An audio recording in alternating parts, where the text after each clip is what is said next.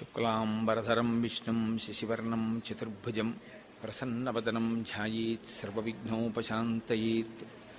గురుర్బ్రహ్మా గురుర్విష్ణుః గురుర్దేవో మహేశ్వరః గురుః సాక్షాత్ పరబ్రహ్మ తస్మై శ్రీగురవే నమః. వ్యాసాయ విష్ణురూపాయ వ్యాసరూపాయ విష్ణవే నమో వై బ్రహ్మనిధయే వాసిష్ఠాయ నమో నమః. కూజంతం రామ రామీతి మధురం మధురాక్షరం ఆరుహ్య కవితాశాఖాం వందే వాల్మీకికోకిలం. శ్రుతిస్మృతిపురాణానాం ఆలయం కరుణాలయం నమామి భగవత్పాదశంకరం లోకశంకరం. వాగర్ధావివ సంపృక్తౌ వాగర్ధప్రతిపత్తయే జగతః పితరౌ వందే పార్వతీపరమేశ్వరౌ. సూక్తిం సమగ్రేతు న స్వయమేవ లక్ష్మీః శ్రీరంగరాజమహిషీ మధురైఃకటాక్షైః వైదగ్ధ్యవర్ణగుణగుంభనగౌరవైర్యాం కండూలకర్ణకుహరాः కవయోధయంతి. హైమోర్ధ్వపుండ్రమజహన్మకుటం సునాసం మందస్మితం మకరకుండలచారుగండం బింబాధరం బహుళదీర్ఘకృపాకటాక్షం శ్రీవేంకటేశముఖమాత్మని సన్నిధత్తాం. మనోజవం మరుతతుల్యవేగం జితేంద్రియం బుద్ధిమతాం వరిష్టం వాతాత్మజం వరదయూధముఖ్యం శ్రీరామదూతం శిరసా నమామి. ఆపదామపహర్తారం దాతారం సర్వసంపదాం లోకాభిరామం శ్రీరామం భూయో భూయో నమామ్యహం. సింధూరారుణవిగ్రహాం త్రినయనాం మాణిక్యమౌళిస్ఫురత్తారానాయకశేఖరాం స్మితముఖీం ఆపీనవక్షోరుహాం పాణిభ్యాం అళిపూర్ణరక్తచషకం రక్తోత్పలం బిభ్రతీం సౌమ్యాం రత్నఘటస్థరక్తచరణాం ధ్యాయేత్ పరేదంబికాం. హరి ఓం. పరమేశ్వర స్వరూపమైన సభకి నమస్కారం. ఈనాడు నృసింహ జయంతి, చాలా గొప్ప నైమిత్తిక తిథి. నరసింహస్వామి వారి అవతార విశేషం కేవలం రాక్షస సంహారం కాదు. రామచంద్రమూర్తి యొక్క అవతారం ధర్మాన్ని స్థాపించడం ఎలాగో అలాగే భక్తుడైనటువంటి వాడి మాట నిలబెట్టడం చాలా ప్రధానమైన ఉద్దేశ్యంగా మనకి కనపడుతుంది. వ్యాస భగవానుడు సంస్కృతంలో అందించినటువంటి భాగవతాన్ని పోతన గారు ఆంధ్రీకరించారు. పోతన గారు ఆంధ్రదేశంలో మహానుభావుడు, తెలుగు సాహిత్యంలో మరిచిపోవడానికి వీలు లేనటువంటి ఒక సమున్నతమైన స్థానాన్ని అలంకరించినటువంటి మహానుభావుడు. ఆయన మహాభక్తుడు, సహజ పండితుడు. ఆయన అంత గొప్ప భాగవతాన్ని ఆంధ్రీకరించింది నా శక్తితోని ఎన్నడూ చెప్పుకోలేదు. పలికెడిది భాగవతమట పలికించు విభుండు రామభద్రుండట నే పలికిన భవహరమగునట పలికెద వీరుండుగాథ పలుకగనేలా అని చెప్పుకున్నారు. నేనా పలికేవాణ్ణి, రామచంద్రమూర్తి పలికిస్తున్నారు. ఏమి భాగవతమే ఎందుకు ఆంధ్రీకరించాలి అంటే, ఇది ఆంధ్రీకరిస్తే నీ శరీరమును పట్టినటువంటి పాపములు నశించిపోతాయని ఈశ్వరుడు యొక్క ఆజ్ఞ. అందుకని ఆయన చేతి పనిముట్టుని ఆయన ఎలా వాడుకుంటే అలా వాడుకోబడమే తప్ప నాకు స్వతంత్రం లేదు. కనుక ఈశ్వరుడు నన్ను భాగవతాన్ని ఆంధ్రీకరించమన్నాడు, నేను ఆంధ్రీకరిస్తున్నాను అని చెప్పుకున్నారు. ఆయన ఏమీ కోరుకున్నవారు కాదు. అచంచలమైనటువంటి ఈశ్వర భక్తి. అంతటి భక్తి తత్పరులు సాధారణంగా చాలా తక్కువగా కనపడతారు మనకు. అందులో సాహిత్యంలో భాగవతం లాంటి మహాగ్రంథాన్ని ఆంధ్రీకరించినటువంటి మహానుభావుడు అంత నిస్వార్థమై అంత గొప్ప భక్తి తత్పరుడై ఉండడం చాలా గొప్ప విషయం.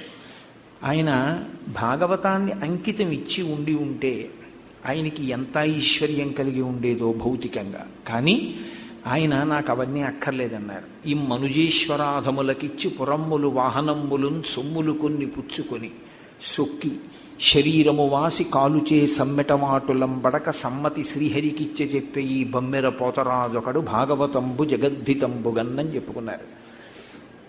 నేను ఈశ్వరుడు పలికించిన ఈ భాగవతాన్ని రాజులకు అంకితం ఇచ్చి అమ్ముకుని దాని వలన ఏదో కొన్ని అగ్రహారాలో ఐశ్వర్యాన్నో బిరుదులో పొంది ఈ శరీరం పడిపోయిన తర్వాత యమధర్మరాజు గారి యొక్క హింసలకు లోను కాకుండా నా అంత నేను స్వచ్ఛందంగా దీన్ని రామచంద్రమూర్తి యొక్క పాదార విందములకు అంకితం చేస్తున్నాను అని చెప్పుకున్న మహాభక్తుడైన. మరి దేనికి ఆంధ్రీకరించారు? అంటే ఆయనే చెప్పుకున్నారు, శ్రీకైవల్య పదంబు చేరుటకునై చింతించెదన్ లోకరక్షైకారంభకు భక్తపాలన కళా సంరంభకున్ దానవోద్రేక స్తంభకు కేళి లోల విలస దృగ్జాల సంభూత నానా కంజాత భవాంత కుంభకు మహానందాంగన డింబకున్నని చెప్పుకున్నారు.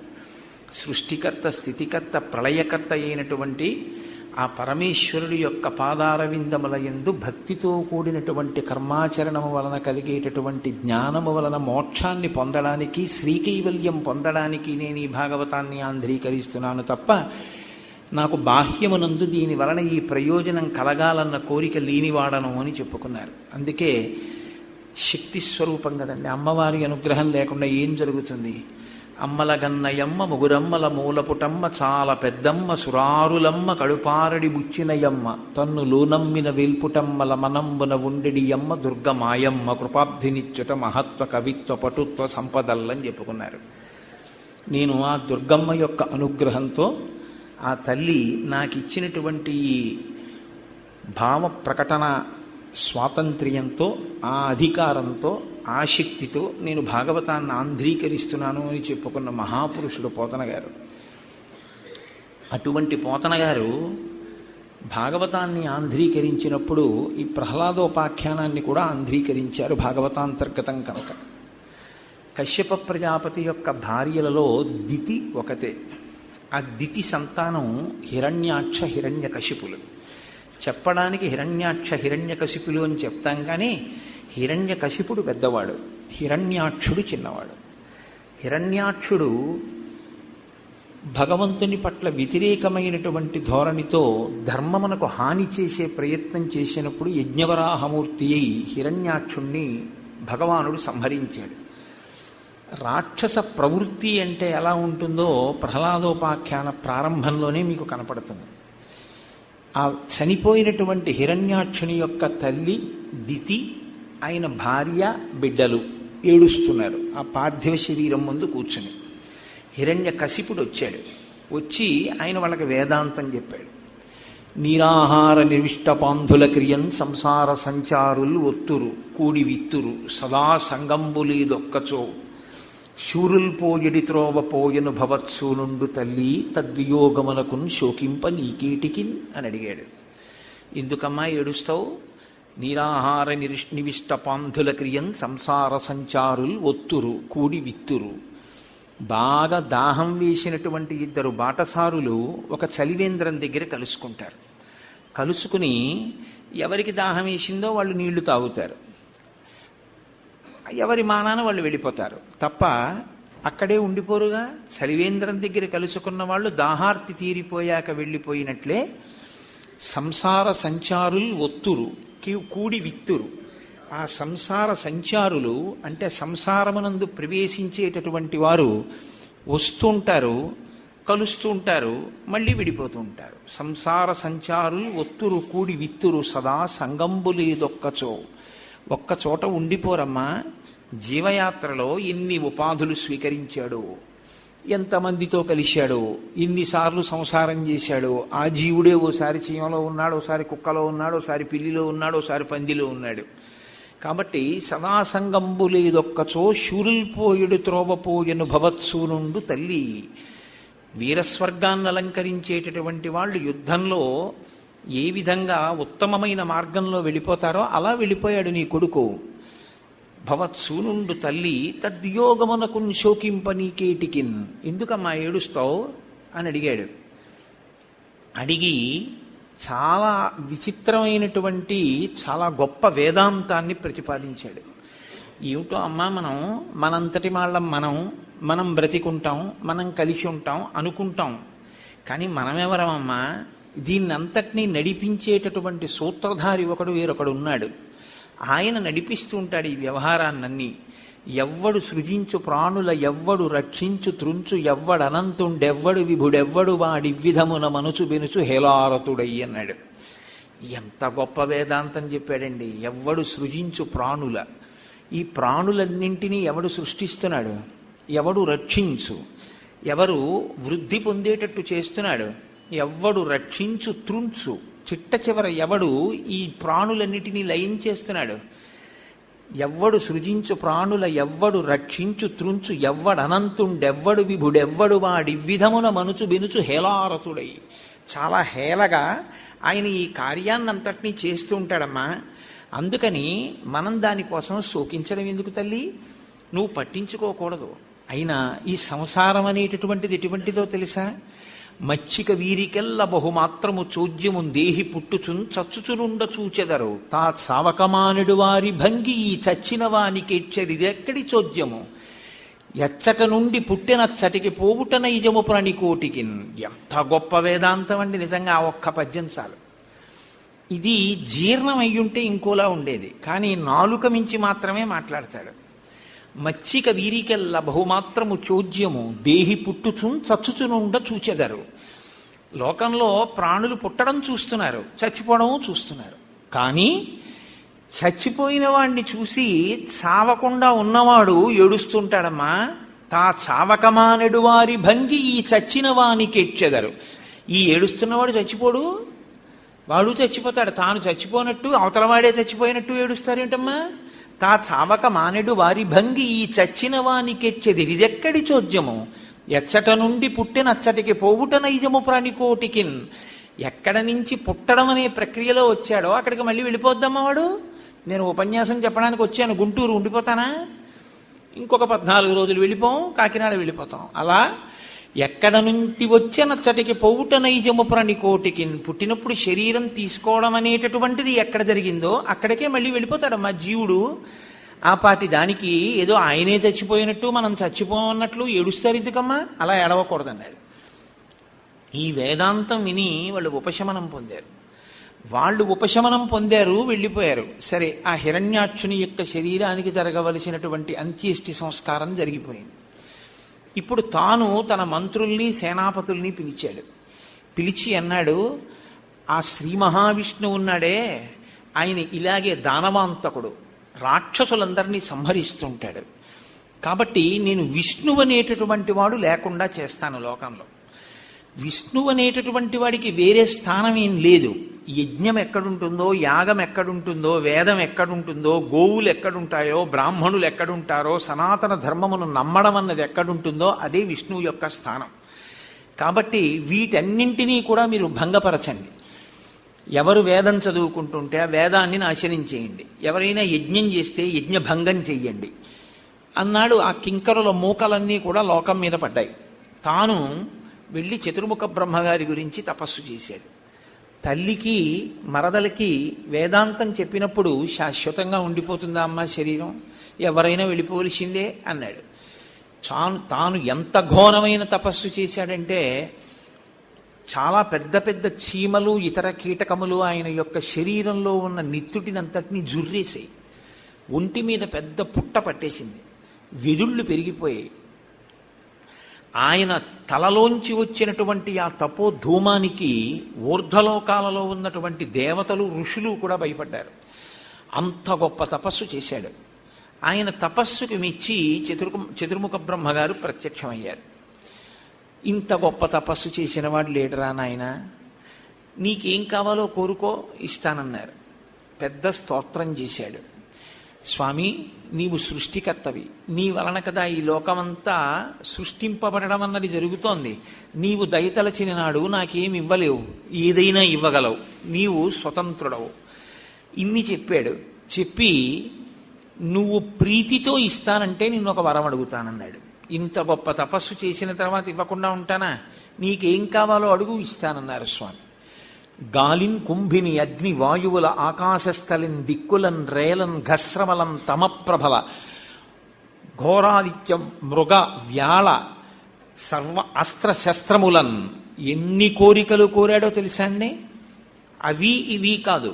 నేను గాలిలో చచ్చిపోకూడదు, ఇంట్లో చచ్చిపోకూడదు, బయట చచ్చిపోకూడదు, అస్త్రానికి చచ్చిపోకూడదు, శస్త్రానికి చచ్చిపోకూడదు. గాలిన్ కుంభిని అగ్ని వాయువుల ఆకాశస్థలిన్ దిక్కులన్ రేలన్ ఘస్రమలం తమప్రభల భూరిగ్రాహ వ్యాళాదిత్య నరాది జంతు కలహం వ్యాప్తిన్ సమస్త్రాస్త్ర శస్త్రాళిన్ మృత్యువు లేని జీవనములోకాధీశ ఇప్పించవే అన్నాడు.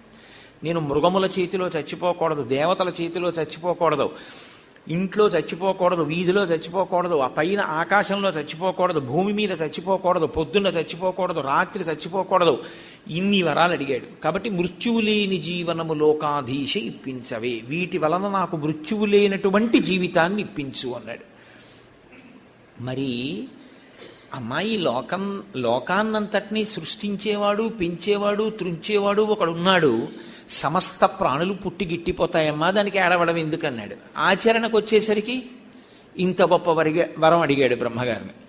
ఆయన అన్నారు, ఇత పూర్వం నన్ను ఇటువంటి వరం అడిగిన వాడెవరూ లేడు, నీకే ఇంత గొప్ప వరం ఇస్తున్నాను, కానీ సత్వగుణంతో కూడుకున్న బుద్ధితో ప్రవర్తించు సుమా అన్నారు ఆయన. ఎందుకో తెలుసా, మృత్యువు లేదు అనేసరికి రాక్షసుడైనటువంటి వాడిలో పుట్టేటటువంటి అహంకారం, దానివల్ల వచ్చేటటువంటి ఉపద్రవం చతుర్ముఖ బ్రహ్మగారికి తెలియనిదా. కాబట్టి ఆయన ఆ మాట అన్నారు.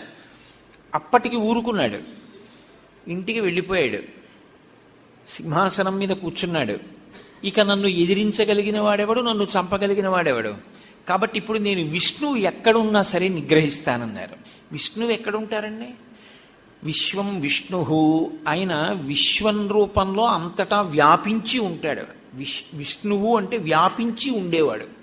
కాబట్టి ఆయన హిరణ్యకశిపునిలో కూడా ఉన్నాడు. లోపలికి వెళ్ళడం తప్ప బయట వెతకడం చేతనైనటువంటి వాడికి ఎక్కడని దొరుకుతాడు స్వామి? అంతర్ముఖ సమారాధ్య బహిర్ముఖ సుదుర్లభ. కాబట్టి ఇప్పుడు దేవలోకానికి వెళ్ళాడు, దేవలోకాన్ని ఆక్రమించాడు, యక్ష గంధర్వ కిన్నెర కింపురుషులందరినీ ఆక్రమించాడు. వీళ్ళందరి చేత ఊడిగం చేయిస్తున్నాడు, దిక్పాలకుల చేత సేవలు చేయిస్తున్నాడు, లోకాలన్నింటినీ ఎంత భయపెట్టాలో అంత భయపెడుతున్నాడు. హిరణ్యకశిపుడు తప్ప వేరు ఈశ్వరుడు లేడు అంటున్నాడు. ఈ మిగిలినటువంటి దేవతాగణములన్నీ కూడా హిరణ్యకశిపుని యొక్క ఉద్ధతికి భయపడిపోయాయి. మరీ ఇంత దారుణంగా పరిపాలన చేస్తున్నాడు, శాస్త్రాన్ని ఉల్లంఘిస్తున్నాడు, ధర్మం అన్న మాట లేకుండా చేస్తున్నాడు, యజ్ఞయాగాది క్రతువులు లేకుండా చేస్తున్నాడు, హిరణ్యకశిపుడు తప్ప ఈశ్వరుడు లేడంటున్నాడు. ఇటువంటి వాడు మట్టు పెట్టబడేది ఇప్పుడు. ఎందుకని? సామాన్యమైనటువంటి వరాలేం కావు, అంత తేలిగ్గా మరణించేవాడు కాడు. కాబట్టి వాళ్ళందరూ శ్రీ మహావిష్ణువుని ప్రార్థన చేశారు. స్వామి నువ్వు ఎప్పుడు వచ్చి సంహరిస్తావని అడిగారు. అడిగితే స్వామి వాళ్ళకి ప్రత్యక్షమై చెప్పలేదు, ఒక్కసారి అశరీరవాణిగా వారికి వినపడింది. మీరు బెంగ పెట్టుకోకండి, మీ కార్యాలలో మీరు ఉండండి, ఆయన శాస్త్రము యొక్క పరిధులను అతిక్రమించాడు. నేను ఎవరినైనా చంపాలి అంటే కొన్ని పరిస్థితులు ఏర్పడితే తప్ప నిష్కారణంగా ఎవరిని నేను సంహరించను. సంహరించడం అన్న ప్రక్రియకి మీకు దాని యథార్థమైన అర్థము తెలిసి ఉండాలి.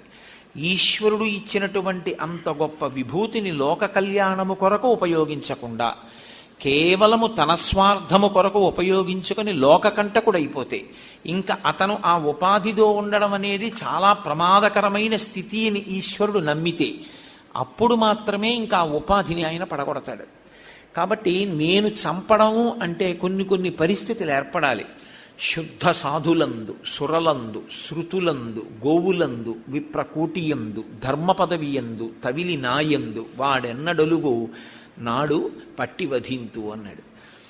నేను చంపాలి అంటే అతను కొన్ని పనులు చెయ్యాలి. శుద్ధ సాధులందు, భగవంతుణ్ణి త్రికరణ శుద్ధిగా నమ్మినటువంటి మహాభక్తులైనటువంటి వారిని చెనకాలి, వారిని ఇబ్బంది పెట్టాలి.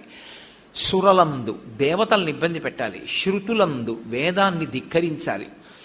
గోవులందు, గోవుల్ని బాధ పెట్టాలి. విప్రకోటి ఎందు, వేదం చదువుకుని వేదమంత్రముల చేత లోకోద్ధరణ కొరకని యజ్ఞయాగాది క్రతువులు చేసి సమాజము యొక్క అభ్యున్నతి కొరకు పాటుపడేటటువంటి బ్రాహ్మణుల పట్ల ఖేదము కలిగేటట్టుగా వారు ఇబ్బంది పడేటట్టుగా ప్రవర్తించగలిగిన బుద్ధి వ్యగ్రత ఏర్పడాలి.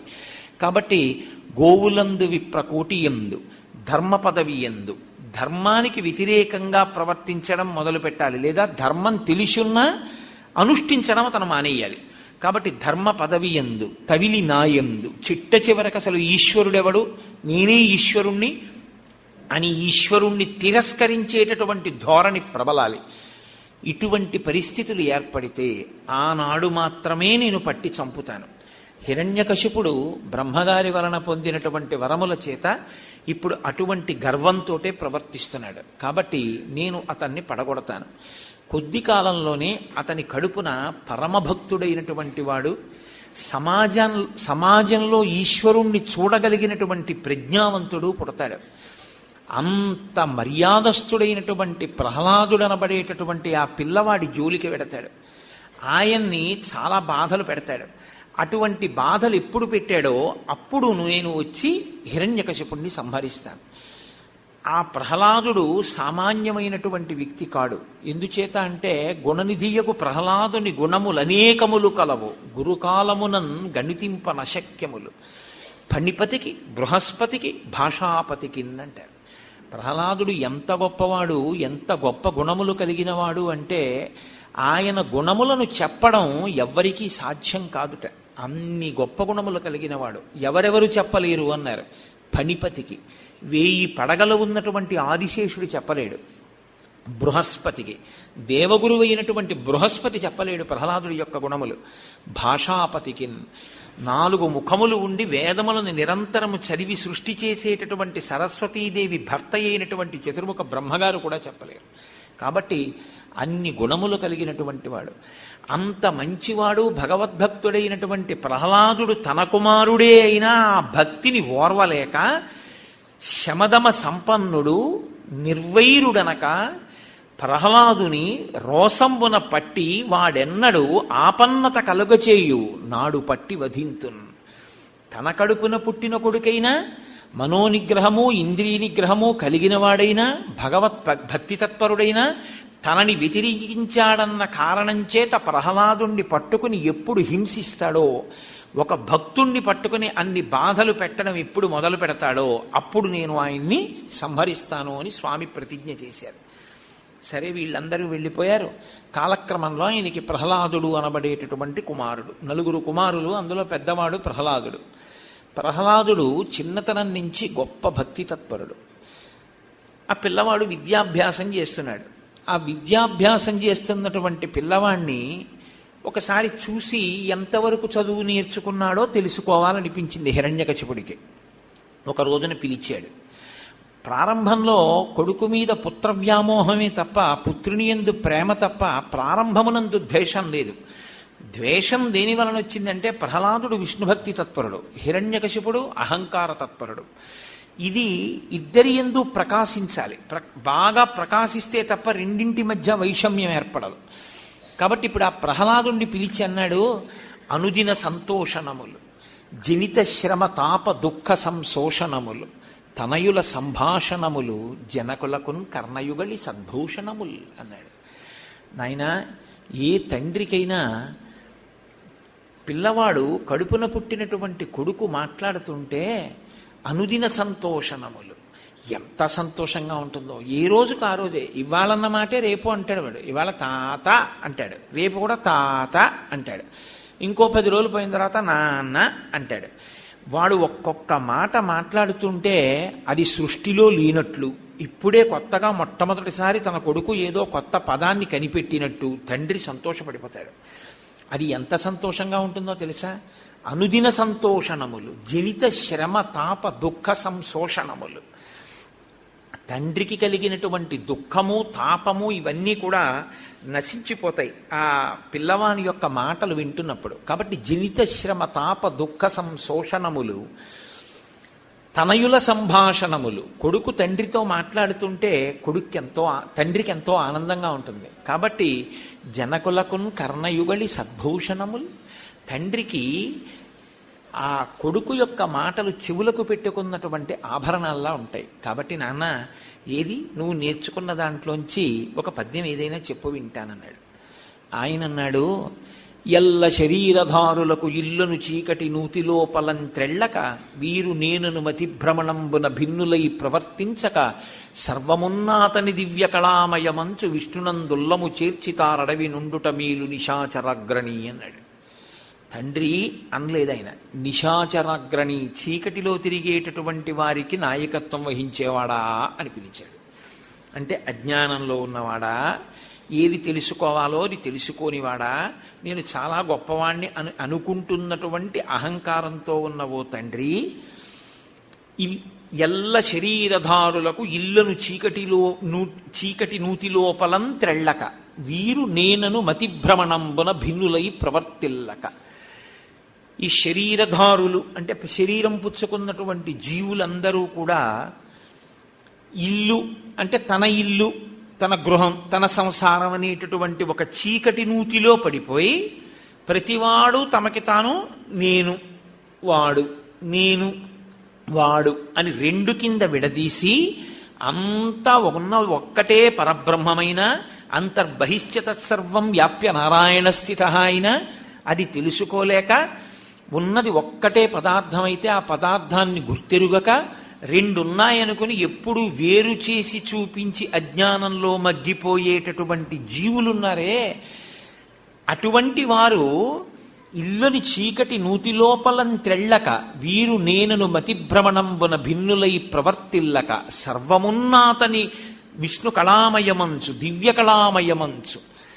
ఇదంతా కూడా సమస్తము ఈశ్వరుడే. ఆ ఒక్క ఈశ్వరుడే ఇన్ని రూపాలుగా, ఇన్ని ముఖాలుగా, ఇన్ని జీవులుగా ఉన్నాడని తెలుసుకున్న నాడు, నాన్న ఇంట్లో ఉన్నా అడవిలో ఉన్నా ఒక్కటే నాన్న, అది తెలియనప్పుడే నేను రాజుని, నేను ఇంతవాణ్ణి, నేను అంతఃపురంలో ఉన్నాను, నేను పరిపాలిస్తున్నాను, నా యందు ఇంత గొప్పతనం ఉంది అన్న అహంకారం ఏర్పడుతుంది నాన్న, కొంచెం జాగ్రత్తగా గమనించి చూడు అన్నాడు. అంటే ఆయన అన్నాడు పిలిచి, అరెరే నాకున్ చూడక చోద్యమయ్యడిదిగా నా తండ్రి ఈ బుద్ధికి నీకున్ లోపలతోచెనో పరులు దుర్నీతుల్ ప్రశంసించిరో ఏకాంతంబున భార్గవుల్ పలికిరో వైకుంఠుండు కృతాపరాధుడతనిన్ శ్లోకింప నీకేటికి. అయ్యయ్యో నాన్న, నాకు చాలా ఆశ్చర్యంగా ఉందిరా, నాకున్ చూడక చూజ్యమయ్యడిదిరా నా తండ్రి, నాకు చాలా వింతగా ఉంది. అసలు నీకు ఈ బుద్ధి లోపల నుంచి పుట్టిందా? నీ స్నేహితులు ఎవరైనా చెప్పారా? ఏకాంతంబున భార్గవుల్ పలికిరో, గురువుల మీద అనుమానం వచ్చింది. నీకు గురువులు ఒక్కడిని కూర్చోపెట్టి ఇలాంటివేమైనా నేర్పుతున్నారా విష్ణుభక్తిని? లేకపోతే ఈ దానవ శ్రేణికిన్, ఈ రాక్షసులందరికీ కూడా వైకుంఠుండు కృతాపరాధుడు, వైకుంఠవాసి అయినటువంటి శ్రీమన్నారాయణుడు అపరాధమును చేసినవాడు. ఎందుకంటే ఎప్పుడూ రాక్షస సంహారం చేస్తుంటాడు. వైకుంఠుండు కృతాపరాధుడు, అటువంటి వాణ్ణి నువ్వు పొగడడం ఏమిట్రా? నువ్వు పొగడకూడదు. ఆయన్ని పొగడకుండా ఈ రాజ్యము, మన సైన్యము, భోగాలు, విలాసాలు, యజ్ఞయాగాది క్రతువుల్ని ధ్వంసం చేయడం, ఇటువంటి రాక్షస ప్రవృత్తి నీకు ఎప్పుడబ్బుతుందిరా అన్నాడు. అంటే ఆయన అన్నాడు, సాధారణంగా ఆంధ్రదేశంలో ఈ పద్యం నోటికి రాని వాళ్ళు ఎవరూ ఉండరు, ప్రతి వాళ్ళకి ఈ పద్యం వచ్చి ఉంటుంది. మందార మకరంద మాధుర్యమున తేలు మధుపంబు పోవునే మదనములకు నిర్మల మందాకినీ వీచికల తూగు రాయంచదనునే తరంగిణులకు లలిత రసాల పల్లవ ఖాదియీ చొక్కు కోయిల జనునే కుటజములకు పూర్ణేందు చంద్రికా స్ఫురిత చకోరక మరుగునే సాంద్ర నిహారములకు అంబుజోదర దివ్య పాదారవింద చింతనామృతపాన విశేష మత్త చిత్త మీరీతి ఇతర విషయంబు చేరనేర్చు వినుత గుణశీల మాటలు వెయ్యునేల అన్నాడు. ప్రహ్లాదుడు అన్నాడు, పుట్టుకతో వచ్చిందండి ఈశ్వరానుగ్రహం ఆయనకి. ఆ భక్తి నారదమునీంద్రుని యొక్క బోధ వలన ఏర్పడినటువంటి బుద్ధి వైశిష్ట్యం అది. ఆయన అన్నాడు, మందార మకరంద మాధుర్యమున తేలు మధుపంబు పోవునే మదనములకు. నాన్నగారు, మందార పువ్వులో ఉండేటటువంటి మకరందాన్ని పానం చెయ్యడానికి అలవాటు పడినటువంటి గండు తుమ్మెద ఉమ్మెత్త పువ్వు దగ్గరికి వెళ్ళి వాలి అందులో ఉన్నటువంటి రసాన్ని తాగుతుందా? మందార మకరంద మాధుర్యమున తేలు మధుపంబు పోవునే మదనములకు నిర్మల మందాకిని వీచికలతూగు రాయంచనునే తరంగిణులకు. ఆకాశ గంగా తరంగాలలో తేలియాడేటటువంటి రాజహంస ఎప్పుడైనా పిల్ల కాల్వలలోకి వెళ్ళి ఈదుతుందా నాన్నగారు? లలిత రసాల పల్లవ ఖాదియీ చొక్కు కోయిల జనునే కుటజములకు. ఎక్కడైనా మామిడి చెట్టు మీద కూర్చుని లేత చిగుర్లు తిని ఆనందించేటటువంటి కోయిల అడవి మల్లె చెట్టు మీద వాడి దాని చిగుర్లు తింటుందా నాన్న? కొండమల్లె చెట్టు మీద వాళ్తుందా అది? పైగా లలిత రసాల పల్లవ ఖాదియై చొక్కు కోయిల జనునే కుటజములకు పూర్ణేందు చంద్రికా స్ఫురిత చకోరక మరుగునే సాంద్ర నిహారములకు. పూర్ణచంద్రబింబం నుంచి వచ్చేటటువంటి ఆ వెన్నెల కిరణాల్ని తినడానికి అలవాటు పడినటువంటి చకోర పక్షి పొగమంచు దగ్గరికి వెళ్ళి అది తింటుందా నాన్న తెల్లగా ఉంటుందని?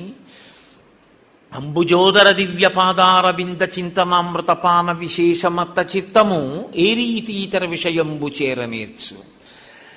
ఆ భగవంతుని యొక్క పాదారవిందములను కన్నులు మూసుకుని నిరంతరము లోపల స్మరించినప్పుడు ఆ ధ్యాన సమాధి యందు ఆయన పాదముల నుంచి స్రవించేటటువంటి అమృతాన్ని త్రాగి మత్తెక్కి ఆనందాన్ని అనుభవించేటటువంటి నా మనస్సు ఇవాళ కొత్తగా ఇతర విషయాల దగ్గరికి వెళ్ళు అంటే వెడుతుందా నాన్న? అంబుజోదర దివ్యపాదారవింద చింతనామృతపాన విశేషమత్త చిత్తమీ రీతి ఇతర విషయంబు చేరనేర్చు. వినుత గుణశీల మాటలు వేయునేల. ఇన్ని మాటలు ఎందుకు నాన్న అన్నాడు. మాట చెప్పడం కాదు, నిజంగా ప్రహ్లాదుని యొక్క గుణముల గురించి చెప్తూ పోతన గారు ఇదే చెప్తారు. ఆయన నిరంతరము ఈశ్వరుణ్ణి అనుభవించినవాడు. పానీయంబులు త్రావుచున్ కొడుచుచున్ భాషించుచున్ హాసలీలా నిద్రాదులు చేయుచున్ తిరుగుచున్ లక్షించుచున్ సంతత శ్రీనారాయణ పాద పద్మజుగళీ చింతామృతాస్వాద సంధానుండై మరచన్ సురారిసుతుడే తద్విశ్యమున్ భూవరా అంటారు. పానీయంబులు త్రాగుచున్, నీరు త్రాగుతూ, తింటూ, తిరుగుతూ, నవ్వుతూ, ఆడుతూ, పాడుతూ, పనిచేస్తూ ఆయన ఎప్పుడూ శ్రీమన్నారాయణ దర్శనాన్ని పొందుతుండేవాడు. అందుకే ఒక్కొక్కసారి గెంతుతూ ఉండేవాడు, ఒక్కొక్కసారి నాట్యం చేసేవాడు, ఒక్కొక్కసారి ఏడ్చేవాడు, ఒక్కొక్కసారి పాట పాడేవాడు, ఒక్కొక్కసారి తన్మయావస్థలో ఉండేవాడు. ఎప్పుడూ శ్రీమన్నారాయణ దర్శనాన్నే పొందుతూ అంతర్ముఖుడై ఉండేవాడు ఆయన.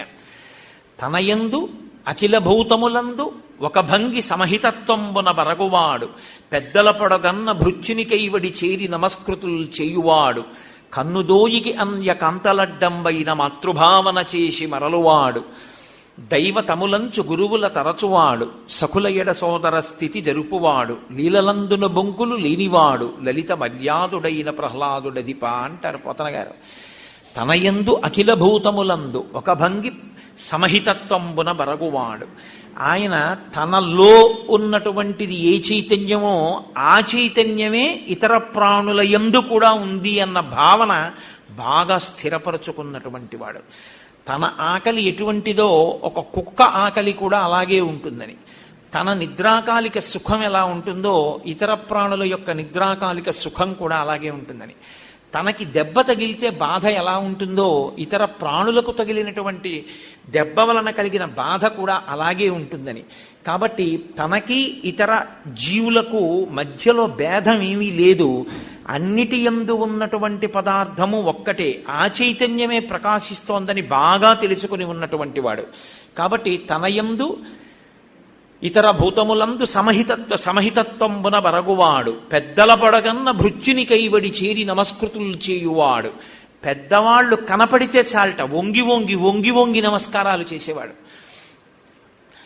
కన్నుదోయికి అన్య కాంతలడ్డంబైన మాతృభావన చేసి మరలువాడు. కంటికి ఇతర కాంతలు కనపడితే తన తల్లిగా భావన చేసి పరమ మర్యాదతో తప్పుకుని వెళ్ళిపోయేవాడు. అటువంటి మహానుభావుడు గురువులని విశేషంగా గౌరవించేవాడు. ఈశ్వరుడే గురువు రూపంలో ఉన్నాడు అని నమ్మి గౌరవించినవాడు. సఖులు అంటే తన స్నేహితుల్ని సోదరులతో సమానంగా భావించాడు. ఆయన లీలలందున బొంకులు లేనివాడు, ఎప్పుడు పరిహాసానికి కూడా అబద్ధం చెప్పనటువంటి వాడు. లలిత మర్యాదుడైన ప్రహ్లాదుడధిప, ఎంతో మర్యాద కలిగినటువంటి వాడు ప్రహ్లాదుడు. కాబట్టి ఇటువంటి ప్రహ్లాదుడు ఎప్పుడూ భగవంతుని యొక్క ఆనందాన్ని అనుభవించడం అనేది జరుగుతుండే విషయం. కాబట్టి అంబుజోదర దివ్యపాదార వింద చింతనామృతపాన విశేషమత్త చిత్తమే రీతి ఇతర విషయంబు చేరనేర్చు. వినుత గుణశీల మాటలు వేయునేలా అంటాడు. ఇది హిరణ్యకశిపుడికి ఇష్టమైనటువంటి పని. ఆయనకి నా అంతవాణ్ణి నేన అంటూ ఉంటాడు. ప్రహ్లాదుడు ఇదంతా ఈశ్వరుడి యొక్క చిద్విలాసం అంటాడు. కాబట్టి ఇద్దరికీ పడదు. ఇప్పుడు గురువులు చూశారు, తండ్రికి కోపం పెరుగుతోంది, కొడుక్కి సంతోషం పెరుగుతోంది. ఇది ఏ స్థితికి వెడుతుందో అని గురువులు అన్నారు, ఈ పిల్లవాడిని తీసుకెళ్లి మేము చదివిస్తా ఉన్నారు. చండు అమర్కుడు అని వాళ్ళిద్దరూ శుక్రాచార్యుల వారి యొక్క బిడ్డలు. వాళ్ళు ప్రహ్లాదుణ్ణి తీసుకెళ్లి మళ్ళీ చదివించడం ప్రారంభం చేశారు. అర్థశాస్త్రము కామశాస్త్రము బాగా నేర్పారు. నేర్పి ఈసారి హిరణ్యకశిపుడి దగ్గరికి తీసుకెళ్లలేదు. ఎందుకైనా మంచిది, ఇబ్బంది వస్తుందేమో అని. ఎందుకంటే ఒకసారి వాళ్ళని అనుమానించాడు. ఏకాంతంబున భార్గవుల్ పలికిరో ఈదానవ శ్రేణికిన్ వైకుంఠుండు కృతాపరాధుడు అన్నాడు. నీకు ఏకాంతంగా గురువులు ఏమైనా చెప్పకూడనివి చెప్తున్నారు ఏమిట్రా, విష్ణుభక్తి నేర్పుతున్నారా, నీకు ఎలా వచ్చే ఈ పద్యాలన్నీ అని అడిగాడు. కాబట్టి వాళ్ళకి ఎందుకైనా మంచిది అని ముందు హిరణ్యకశిపుని యొక్క పట్టమహిషి అయిన లీలావతి దగ్గరికి తీసుకెళ్లారు. తీసుకెళ్ళి అమ్మ మేము చెప్పగలిగినటువంటి విద్య అంతా ఈ పిల్లవాడికి నేర్పాం అని ఆ పిల్లవాడిని లీలావతి దగ్గర కూర్చోబెట్టారు. తల్లి చూసి సంతోషించింది. ఇప్పుడు ఆమె పనుపున పిల్లవాడు హిరణ్యకశిపుని దగ్గరికి వెళ్ళాడు. తండ్రి చాలా సంతోషించాడు. ఒరే నిన్ను ఎంతకాలానికి చూశానురా, రా అన్నాడు. కానీ ఏమైనా మార్పు వచ్చిందో లేదో అని అనుమానం. నీతి శాస్త్రాన్ని మీ గురువులు బోధ చేస్తే నువ్వు కొద్దిగా వెనకపడుతున్నావని నాకు తెలిసింది. మిగిలిన పిల్లలు ముందున్నారని నువ్వు వెనక్కున్నావని విన్నాను. ఏది నువ్వు నేర్చుకున్న వాటిలోంచి నీకు బాగా ఇష్టమైనటువంటి పద్యం ఒకటి నాకు చెప్పు అన్నాడు. ఎందుచేత నీతి శాస్త్రంలో వెనకపడ్డాడంటే మీరు నేను అనుకుంటున్న నీతి శాస్త్రంలో వెనకపడ్డం కాదు. ఆయన అనుకునేది ఏమిటంటే రాక్షస నీతి నేర్పాలి శుక్రాచార్యుల వారి బిడ్డలు. రాక్షస నీతిని మిగిలినటువంటి పిల్లలు బాగా నేర్చుకుంటున్నారు. ఈయనో భక్తితో వెనకబడుతున్నాడు. ఆ రాక్షస నీతి ఈయనకి రావట్లేదు. అందుకని నువ్వు వెనకపడుతున్నావని విన్నాను. ఒక తండ్రిగా ఇది నాకు ఖేదకారణం. ఏది ఓ పద్యం చెప్పు అన్నాడు. అంటే ఆయన అన్నాడు, ఇప్పటి వరకు గురువులు అనుకున్నారు మనం అర్థశాస్త్రం కామశాస్త్రం నేర్పాం కదా, ఇదే చెప్తాడులే అనుకున్నారు. పాపం వాళ్ళు తీసుకెళ్లేటప్పుడు చెప్పారు కూడా, ఒరేయ్ మేమేం చెప్పామో అదే చెప్పు తప్ప నువ్వు సొంతంగా మీ నాన్న దగ్గరికి వెళ్ళిన తర్వాత కొత్త కొత్తవి చెప్తున్నావు, అలాంటివి ఏం చెప్పకు. మీ తండ్రికి మా మీద అనుమానం వస్తుంది, మేమేమి నేర్పామో అవే చెప్పు మీ నాన్న అడిగినప్పుడు అన్నారు. తప్పకుండా నేర్పుతాను, అవే చెప్తానన్నాడు. ఎరా నీకు గురువులు బాగా నేర్పించారా, నేను ఏవి చెప్పమన్నానో అవి చెప్పారా అని అడిగాడు. నాన్నగారు మీరు ఏవి చెప్పమన్నారో గురువుగారు అవి చెప్పారు. గురువుగారు చెప్పవలసినవి గురువుగారు చెప్పారు, నేను నేర్చుకోవలసినవి నేను నేర్చుకున్నాను అన్నాడు. చదివించిరి ననుగురువులు చదివితి ధర్మార్థముఖ్య శాస్త్రంబులునే చదివినవి కలవు పెక్కులు చదువులలో మర్మమెల్ల చదివితి తండ్రి అన్నాడు. చదివించిరి నన్ను గురువులు, నాన్నగారు గురువులు నన్ను చదివించవలసినవి చదివించారు. చదివితి ధర్మార్థముఖ్య శాస్త్రంబులునే చదివినవి కలవు పెక్కులు, ధర్మార్థ శాస్త్రములు నేర్పించారు, ఇతర శాస్త్రములు నేర్పించారు. నేను చదువుకున్నవి చాలా ఉన్నాయి నాన్నగారు, నే చదివినవి కలవు పెక్కులు చదువులలో మర్మమెల్ల చదివితి తండ్రి అన్నాడు. చదువులలో ఉండేటటువంటి మర్మాన్ని నేను బాగా తెలుసుకున్నాను నాన్నగారు. అసలు చదువుల యొక్క సారాంశం ఏమిటో అది నాకు బాగా బోధపడింది అన్నాడు. ఆయనకి ఏదో కించిత్ అనుమానం కలిగి ఉంటుంది, గురువుగారు నేర్పారు నాకు చదువులలో మర్మం తెలిసింది అంటున్నాడు ఏమిటని. ఏమో ఒకవేళ ఈసారి గురువులు చెప్పిందే నేర్చుకున్నాడేమో అని. ఏది నువ్వు నేర్చుకున్నది ఒక్క విషయం చెప్పు అన్నాడు. తను హృద్భాషల సఖ్యమున్ శ్రవణమున్ దాసత్వమున్ ఇలా ఈశ్వరుణ్ణి 9 విధాలైన భక్తితో సేవించిన వాడెవరుంటాడో, శ్రవణం కీర్తనం విష్ణోహ స్మరణం పాదసేవనం అర్చనం వందనం దాస్యం సఖ్యం ఆత్మనివేదనం అంటారు మూలంలో వ్యాసుల వారు. కాబట్టి తనుహృద్భాషల సఖ్యమున్ శ్రవణమున్ దాసత్వమున్ అలా అర్చనాదులు చింతయు సంకీర్తనల్ అనేది 9 భక్తిభావముల సర్వేషున్ హరిన్ నమ్మి సజ్జనుడయ్యుండుట యుక్తమంతు తలచుంది కంబు దైత్యేశ్వర అన్నాడు. నాకు నాన్నగారు శ్రవణం భగవంతుని యొక్క గుణములను వినడం, శ్రవణం కీర్తనం భగవంతుని యొక్క గుణములను బాగా అనుభవించడం చేత లోపల మనసులో ఇంకా భక్తి వలన అవి పట్టక పైకి పొంగి ప్రవహించి కీర్తనగా వస్తే ఆ కీర్తనం, శ్రవణం కీర్తనం విష్ణోహ స్మరణం ఎప్పుడూ భగవంతుడి గురించి ఆలోచించడం, స్మరణం పాదసేవనం భగవంతుని యొక్క పాదారవింద సంసేవనము పాదసేవనం, శ్రవణం కీర్తనం విష్ణోహ స్మరణం పాదసేవనం అర్చనం ఈశ్వరుణ్ణి అర్చించడం, వందనం నమస్కారం చేయడం, అర్చనం శ్రవణం కీర్తనం విష్ణోహ స్మరణం పాదసేవనం అర్చనం వందనం దాస్యం ఈశ్వరుడికి దాస్యం చేయడం, సఖ్యం భగవంతుడితో స్నేహం చేయడం, ఆత్మనివేదనం ఈశ్వరుడికి ఆత్మనివేదనం చేయడం. ఇవి 9 నాన్నగారు నవవిధ భక్తులు. ఈ 9 రకాలైనటువంటి భక్తిభావములతో సజ్జనుడై ఈశ్వరుణ్ణి నమ్మి బ్రతికిన వాడెవడో వాడిది నిజమైన బ్రతుకు అని నేను తెలుసుకున్నాను నాన్నగారు అన్నాడు. చాలదు, ఏ మాట అక్కడికి వెళ్ళి చెప్పకూడదో ఆ మాటే చెప్పాడు. పైగా అన్నాడు, నాన్నగారు ఇది తెలుసుకోని వారు ఉంటారే, ఇది తెలుసుకోకుండా మిగిలినవి ఎన్ని తెలుసున్నాయనుకున్న వాళ్ళైనా సరే వాళ్ళ జీవితాలు వృధాయే నాన్నగారు అన్నాడు. అందేందూదయముల్ మహాభదిర శంకారావముల్ మూక సద్గ్రంథాఖ్యాపనముల్ కృతజ్ఞావళి బంధుత్వంబులు లుబ్ధ ద్రవ్యములు భస్మ హవ్యంబులు క్రోఢ సద్గంధంబుల్ ఇవన్నీ కూడా హరిభక్తి వర్జితుల వృధారిక్త సంసారముల్. ఎంత పెద్ద మాట వేసేసాడండి, ఎంత ధైర్యంతో మాట్లాడాడో మహానుభావుడు. అంధేందూదయములు. నాన్నగారు పుట్టుకతో అంధుడైన వాడు ఉంటాడు. ఆయన్ని తీసుకొచ్చి చూడరా వెన్నెల ఎంత బాగుందో, చంద్రకాంతి ఎంత బాగుందో అన్నారనుకోండి, వాడికి ఏమైనా అర్థమవుతుందా? మహాబధిర శంకారావముల్.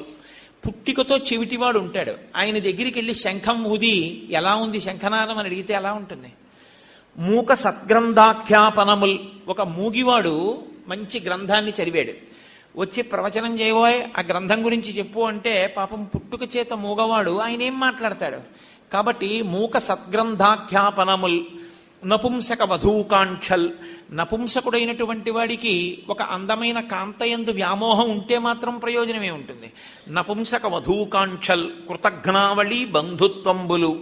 కృతజ్ఞుడైన వాడు చేసిన మేలు మరిచిపోయేటటువంటి వాడితో బంధుత్వం ఉంది. బంధుత్వం ఉంది కదా అని ఉపయోగం ఏమైనా ఉంటుందా? ఆయన ఏమైనా ప్రత్యుపకారం చేస్తాడా? ఆయన కృతజ్ఞుడు, నువ్వు చేసిన మేలే ఆయన మరిచిపోతాడు. ఆయన నీకు చేసే ఉపకారం ఏముంటుంది? కాబట్టి కృతజ్ఞావళి బంధుత్వంబులు లుబ్ధ ద్రవ్యములు. ఒక ఆయన దగ్గర చాలా డబ్బు ఉంది కానీ పరమలుబ్ధుడు, ఎవరికి ఏమీ పెట్టడు. ఆయన డబ్బు ఎందుకు పనికి వస్తుంది? భస్మ హవ్యములు. యజ్ఞం అంతా అయిపోయింది, అక్కడ బూది మాత్రమే మిగిలి ఉంది. ఇప్పుడు ఓం నమో నారాయణాయ స్వాహ అంటూ అందులో ఒక ఆయన పట్టుకెళ్ళి నెయ్యి పోశాడు, ఉపయోగం ఏమిటి? భస్మ హవ్యములు క్రోఢ సద్గంధంబుల్. పంది దగ్గరికి వెళ్ళి పన్నీరు పూశారనుకోండి, ఏమైనా సంతోషం ఉంటుందా? దానివల్ల ఉపయోగం ఉంటుందా? నాన్నగారు ఇవన్నీ ఎలా ఉంటాయో అలా రాజరికం ఉన్నా, పదవి ఉన్నా, సింహాసనం ఉన్నా, ఐశ్వర్యం ఉన్నా, ఎన్ని గొప్పలుంటాయని మీరు అనుకుంటున్నారో అవన్నీ ఉన్నా కూడా హరిభక్తి వర్జితుల వృధారిక్త సంసారముల్. హరిభక్తిని విడిచిపెట్టినటువంటి వాడి బతుకు ఇదిగో పైన చెప్పినటువంటి ఉపమానాలు ఎలా ఉంటాయో అలా ఉంటాయి నాన్నగారు అన్నాడు. అని ఊరుకోకుండా అన్నాడు, అసలు మనిషి జీవితానికి ఐశ్వర్యము అన్న మాటకు అర్థం ఈశ్వరుడు ఈ శరీరాన్ని ఇచ్చి జ్ఞానేంద్రియాలు కర్మేంద్రియాలు ఇచ్చిన దానికి పరమార్థం ఏమిటో తెలుసా నాన్నగారు? కమలాక్షునర్చించు కరములు కరములు శ్రీనాథు వర్ణించు జిహ్వ జిహ్వ సురరక్షకుని చూచు చుట్కులు చుట్కులు శేషసాయికి మ్రొక్కు శిరము శిరము విష్ణునాకర్ణించు వీనులు వీనులు మధువైరి దవిలిన మనము మనము భగవంతు వలగును పదములు పదములు పురుషోత్తముని మీది బుద్ధి బుద్ధి దేవదేవుని చింతించు దినము దినము చక్రహస్తుని ప్రకటించు చదువు చదువు కుంభినీదవు చెప్పెరిడి గురుడు గురుడు తండ్రి హరిచేరుమని ఎడి తండ్రి తండ్రి అన్నాడు. ఎంత ఈ పద్యం ఆంధ్రదేశంలో చాలా ప్రఖ్యాతి వహించినటువంటి పద్యాలు ఇవన్నీ. కమలాక్షునర్చించు కరములు కరములు. భగవంతుణ్ణి ప్రతిరోజు ప్రీతితో ఒక్క తులసి దళమైన సంతోషంతో ఆయన పాదముల మీద సమర్పించేటటువంటి చేతులు ఏమున్నాయో అవి నిజమైన చేతులు.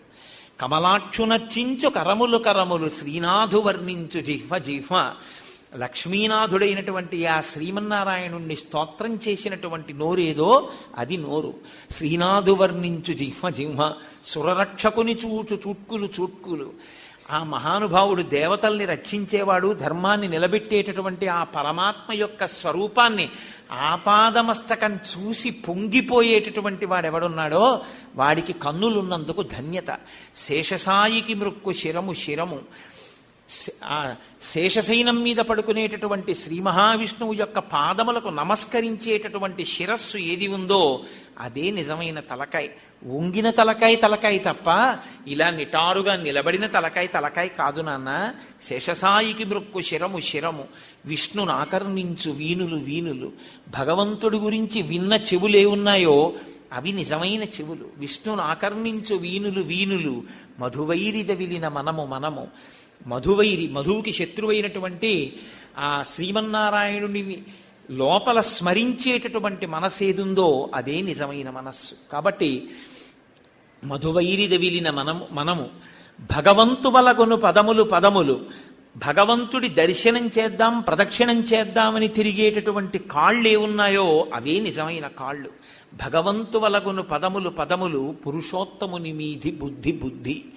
పురుషోత్తముడైనటువంటి ఆ శ్రీమన్నారాయణుడి గురించి ఆలోచించేటటువంటి బుద్ధి ఏదుందో దానికే బుద్ధి అని పేరు.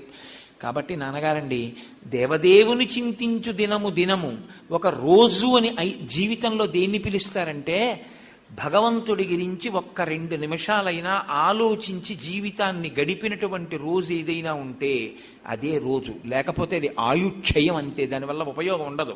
కాబట్టి దేవదేవుని చింతించు దినము దినము, చక్రహస్తుని ప్రకటించు చదువు చదువు. చక్రం పట్టుకున్నటువంటి ఆ స్వామి గురించి చెప్పిన చదువేదో అది చదువు. చక్రహస్తుని ప్రకటించు చదువు చదువు, కుంభినీదవు చెప్పెడి గురుడు గురుడు. ఆ భగవంతుడి గురించి చెప్పినటువంటి వాడెవరో ఆయన గురువు.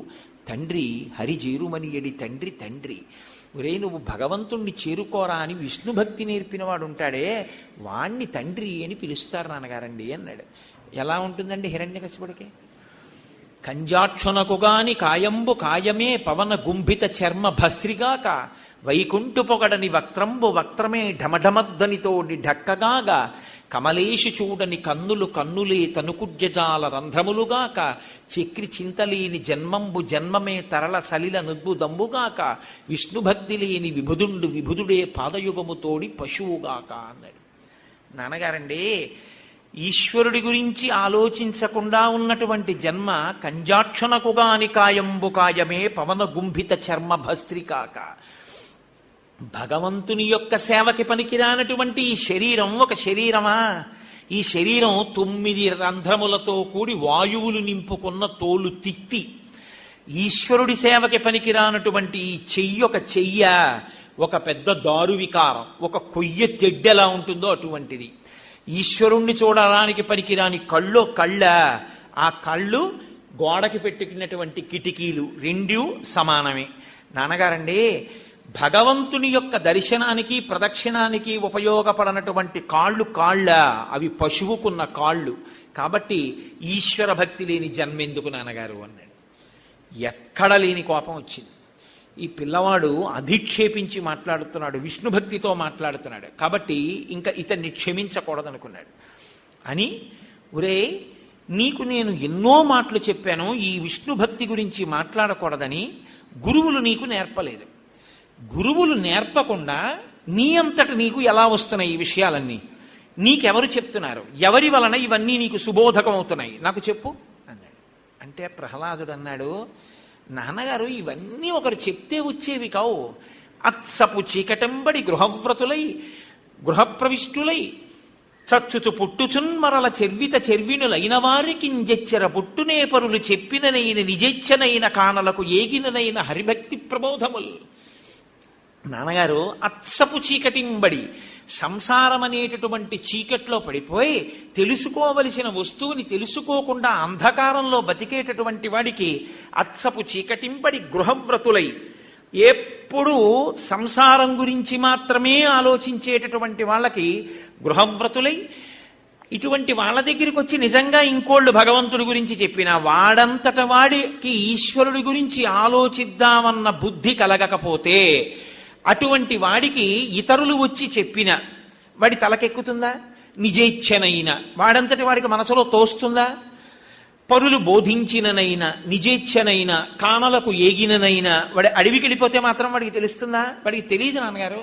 వాడు అలా పుడుతుంటాడు, చస్తుంటాడు, పుడుతుంటాడు, చస్తుంటాడు. ఈ శరీరమే నేను అనుకుంటుంటాడు. పునరపి జననం పునరపి మరణం పునరపి జనని జఠరే చయనం ఇహ సంసారే బహుదుస్తారే కృపయాపారే పాహి మురారే.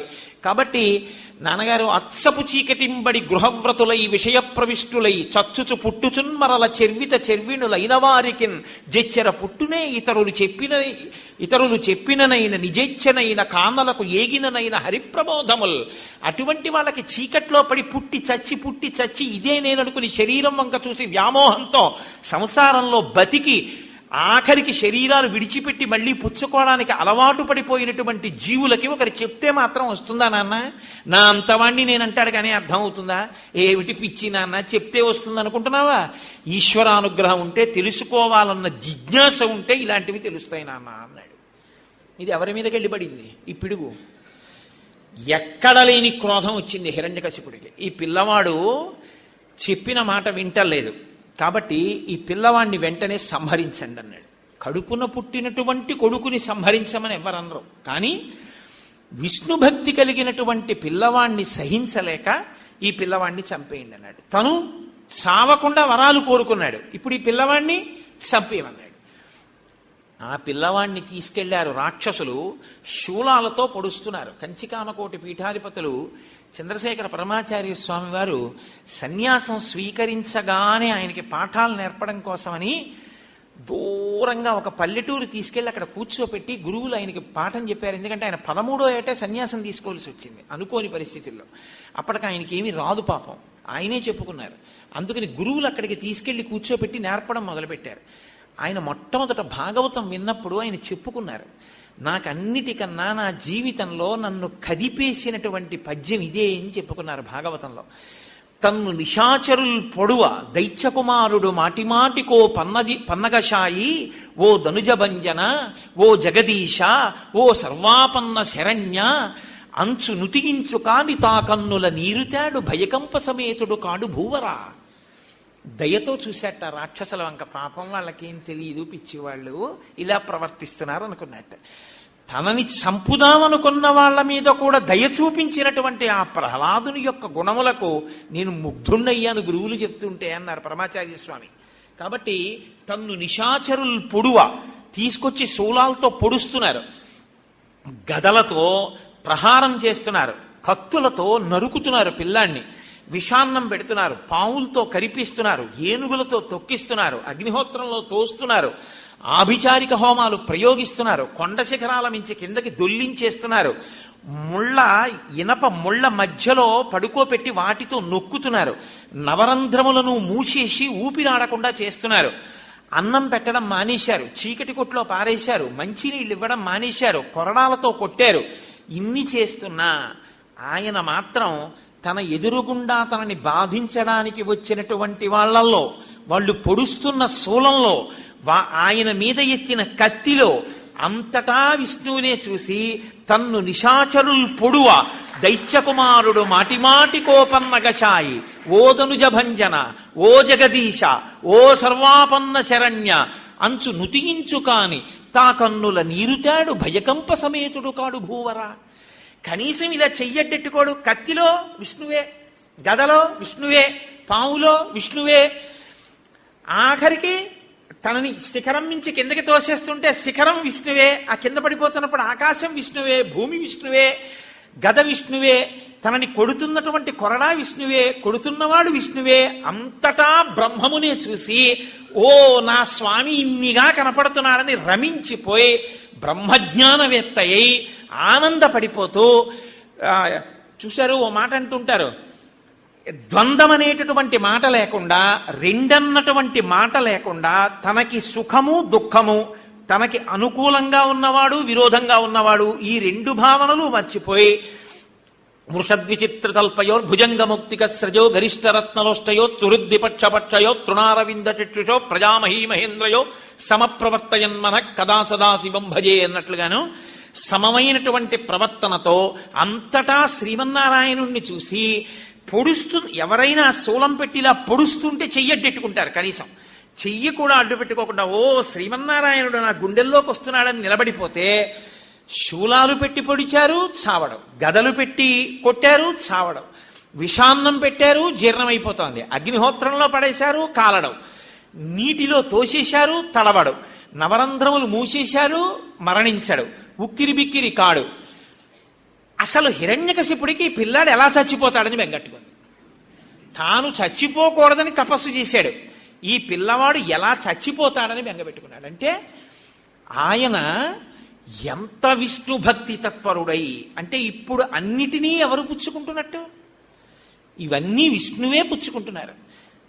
ఆయనకి విష్ణువుగానే లోకం కనిపిస్తోంది, ఇంకొకటి లేదు ఆయనకి. ఈ స్థితిలో గురువులు జోక్యం చేసుకుని ఇంత హింస పెడుతున్నాడు ఈ పిల్లవాడినని మేము తీసుకెళ్లి మళ్ళీ పిల్లవాడికి కామశాస్త్రం, వివాహం అయిపోయినటువంటి వారికి నేర్పవలసినటువంటి ధర్మాలు నేర్పుతాం, కాబట్టి మెల్లిగా ఈ పిల్లవాడికి వివాహం చేస్తే ఏమైనా దారిలో పడతాడేమో చూస్తామని తీసుకెళ్లి పాఠాలు చెప్పడం మొదలుపెట్టారు. గురువులు వాళ్ళకి కూడా ఏదో సొంత పని, ఒక వ్యవహారం ఉంటాయి కదండి. గురువులు ఎప్పుడైనా అటు వెళ్ళగా చూసి ప్రహ్లాదుడు ఒక రోజున రాక్షస పిల్లలందరినీ పిలిచి కూర్చోపెట్టి వాళ్ళందరికీ ఆయన బోధ మొదలెట్టాడు. రే నాయనా, మీ జన్మ పాడైపోతోందిరా, గురువుగారు చెప్పినటువంటి పాఠాలు మీరు వింటున్నారు, కానీ ఆయన దగ్గర ఉన్న గొప్ప గుణం ఏమిటో తెలుసా అండి? గురువుగారు పాఠం చెప్తుంటే గురువుగారిని మాత్రం మీరు ఇలాంటివి చెప్పకూడదు అనేవాడు కాదు. ఆయన ఇప్పుడు అనేవాడు కాదు.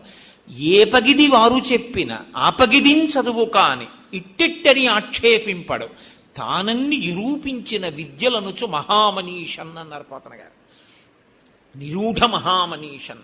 ఆయన గురువుగారు చెప్పకూడని పాఠం చెప్తున్నా, ధర్మ వ్యతిరేకమైన బోధ చేస్తున్నా, హిరణ్యకశిపుడే సర్వస్వం, అసలు భగవంతుణ్ణి కొలవకూడదు అని చెప్తున్నా, ఏ పగిది వారు చెప్పినా ఆ పగిదిని చదువు కాని వాళ్ళు ఎలా చెప్తున్నారో అలాగే చదివేవాడంతే. గురువు గారిని మనం అధిక్షేపించకూడదు. కాబట్టి గురువుల్ని మాత్రం ఎప్పుడు అధిక్షేపించేవాడు కాదు.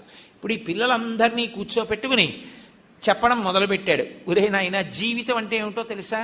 100 సంవత్సరములు ఉంటుంది. 100 సంవత్సరములలో ప్రతి మనిషి కూడా 12 గంటలు పగలు ఉంటే 12 గంటలు రాత్రి ఉంటుంది. కాబట్టి జీవితంలో సగభాగం ప్రతివాడు నిద్రపోతాడు. కాబట్టి 50 సంవత్సరాలు నిద్రకు వెళ్ళిపోయాయి. ఇంకా మిగిలినటువంటిది 50 ఏళ్ళు. ఈ 50 ఏళ్లలో అమాయకత్వం, శిశుత్వం, బాల్యం, వీటికి 25 ఏళ్ళు పోతుంది. ఇక మిగిలినది 25 ఏళ్ళు. ఈ 25 ఏళ్లే మనిషి దారుఢ్యంతో ఉంటాడు, ఒంట్లో ఓపిక ఉంటుంది. కానీ ఈ ఓపిక ఉన్న సమయాన్ని భగవంతుణ్ణి అధిక్షేపించడానికి, ధర్మశాస్త్రాల్ని వ్యతిరేకించడానికి, ఈశ్వరుడు పెట్టినటువంటి నియతితో కూడిన వేదాన్ని అతిక్రమించి ప్రవర్తించడానికి మనం ఉపయోగిస్తే మనం భయంకరమైన స్థితిలోకి వెళ్ళిపోతాం. ఒక్కసారి ఈ ఉపాధి పుచ్చుకుని మనం ఏదైనా విషయం తెలుసుకోవాలి అంటే తెలుసుకోగలిగినటువంటి బుద్ధి ప్రకాశించేటటువంటి శరీరంలోకి రావాలి అంటే అంత తేలిక కాదు. ఈ పుట్టడం కూడా అంత తేలిగ్గా పుట్టేటటువంటి విషయం కాదు. ఎంత కష్టపడిన తరువాత ఈ శరీరం వస్తుందో తెలుసా? 9 నెలలు కటిక చీకట్లో అమ్మ కడుపులో అలా పడుకుని ఉండాలి.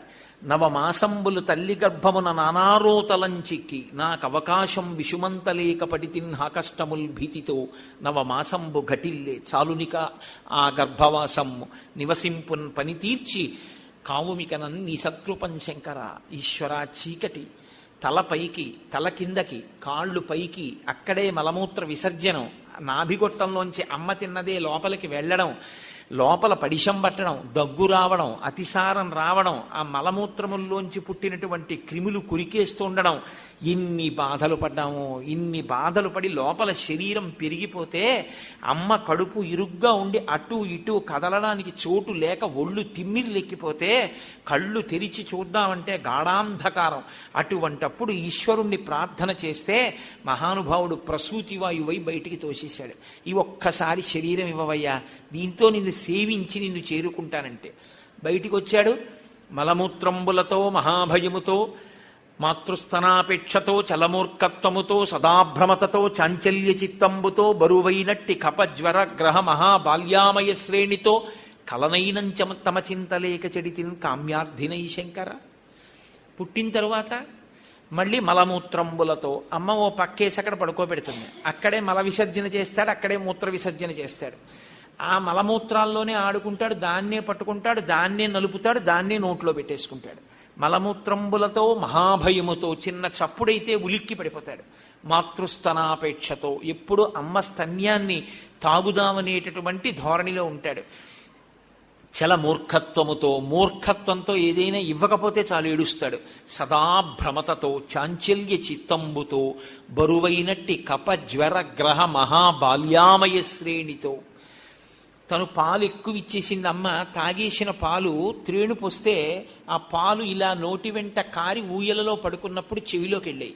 చెవిలోకి వెళ్ళినటువంటి పాలధార వెంట వెళ్ళినటువంటి చీమ ఆ పాల కోసం చెవిలోకి వెళ్ళింది. వెళ్ళి చీమ చెవిలో కరిచేస్తోంది. చీమ చెవిలో కరిచిందని చెప్పుకోలేడు, ఏడుస్తుంటాడు.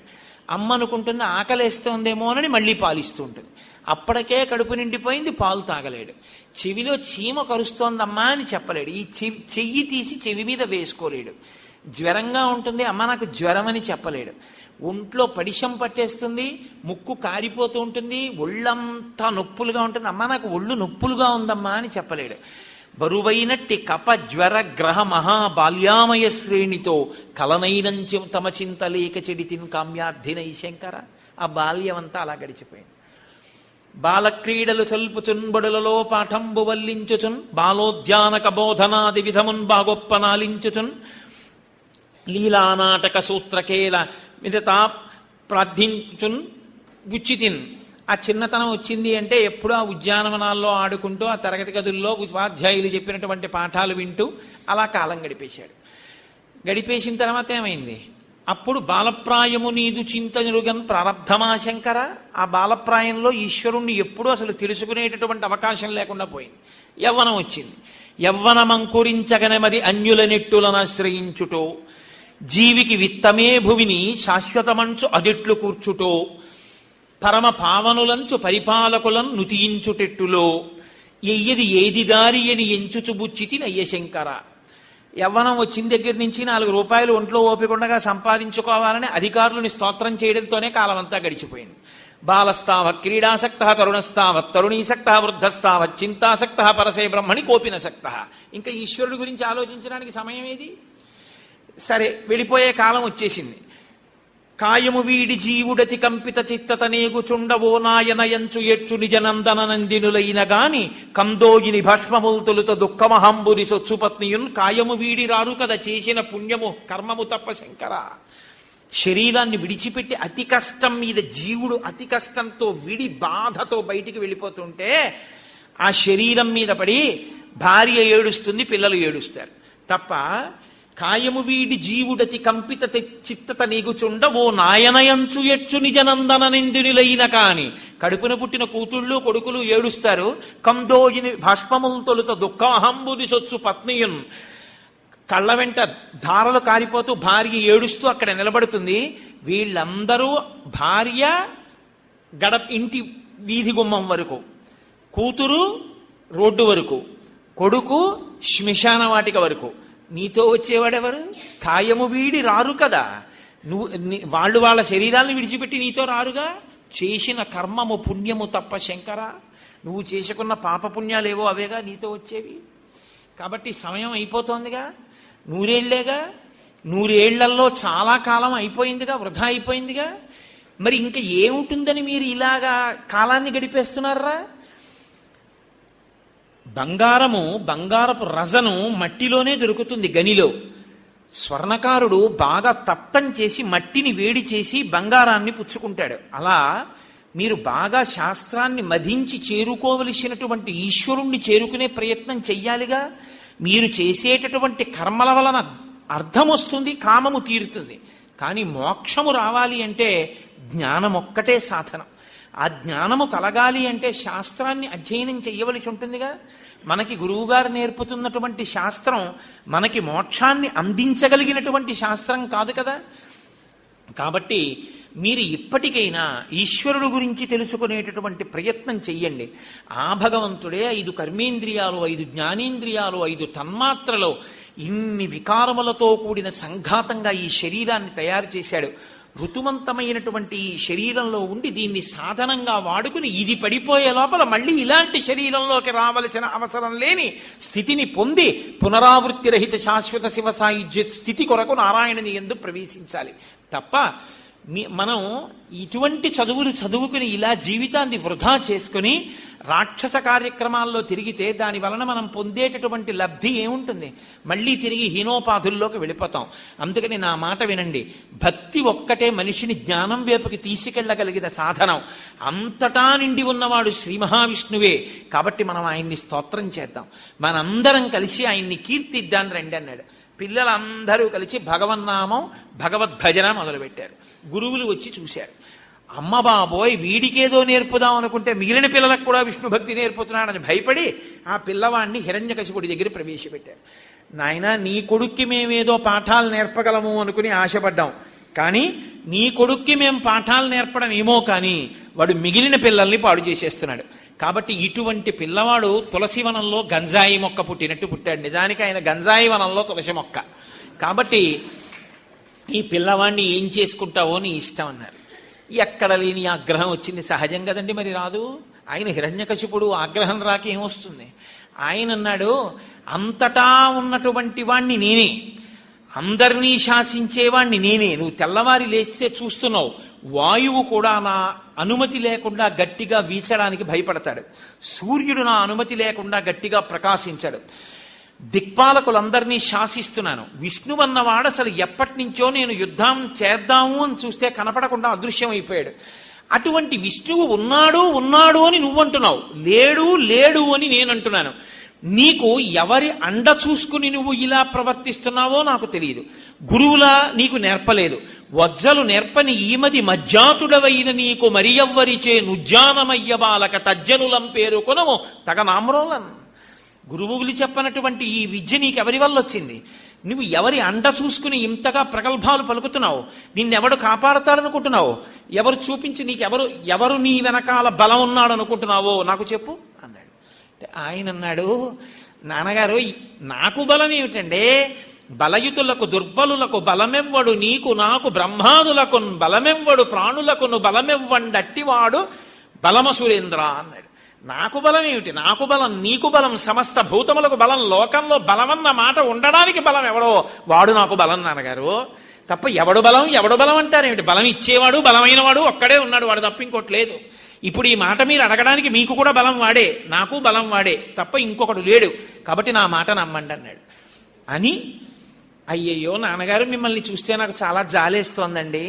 ఎందుచేత అంటారేమో, మీరు లోకంలో మిగిలిన శత్రువులందరినీ, కంటికి బాహ్యంలో కనపడేటటువంటి వాళ్ళందరినీ జయించారు.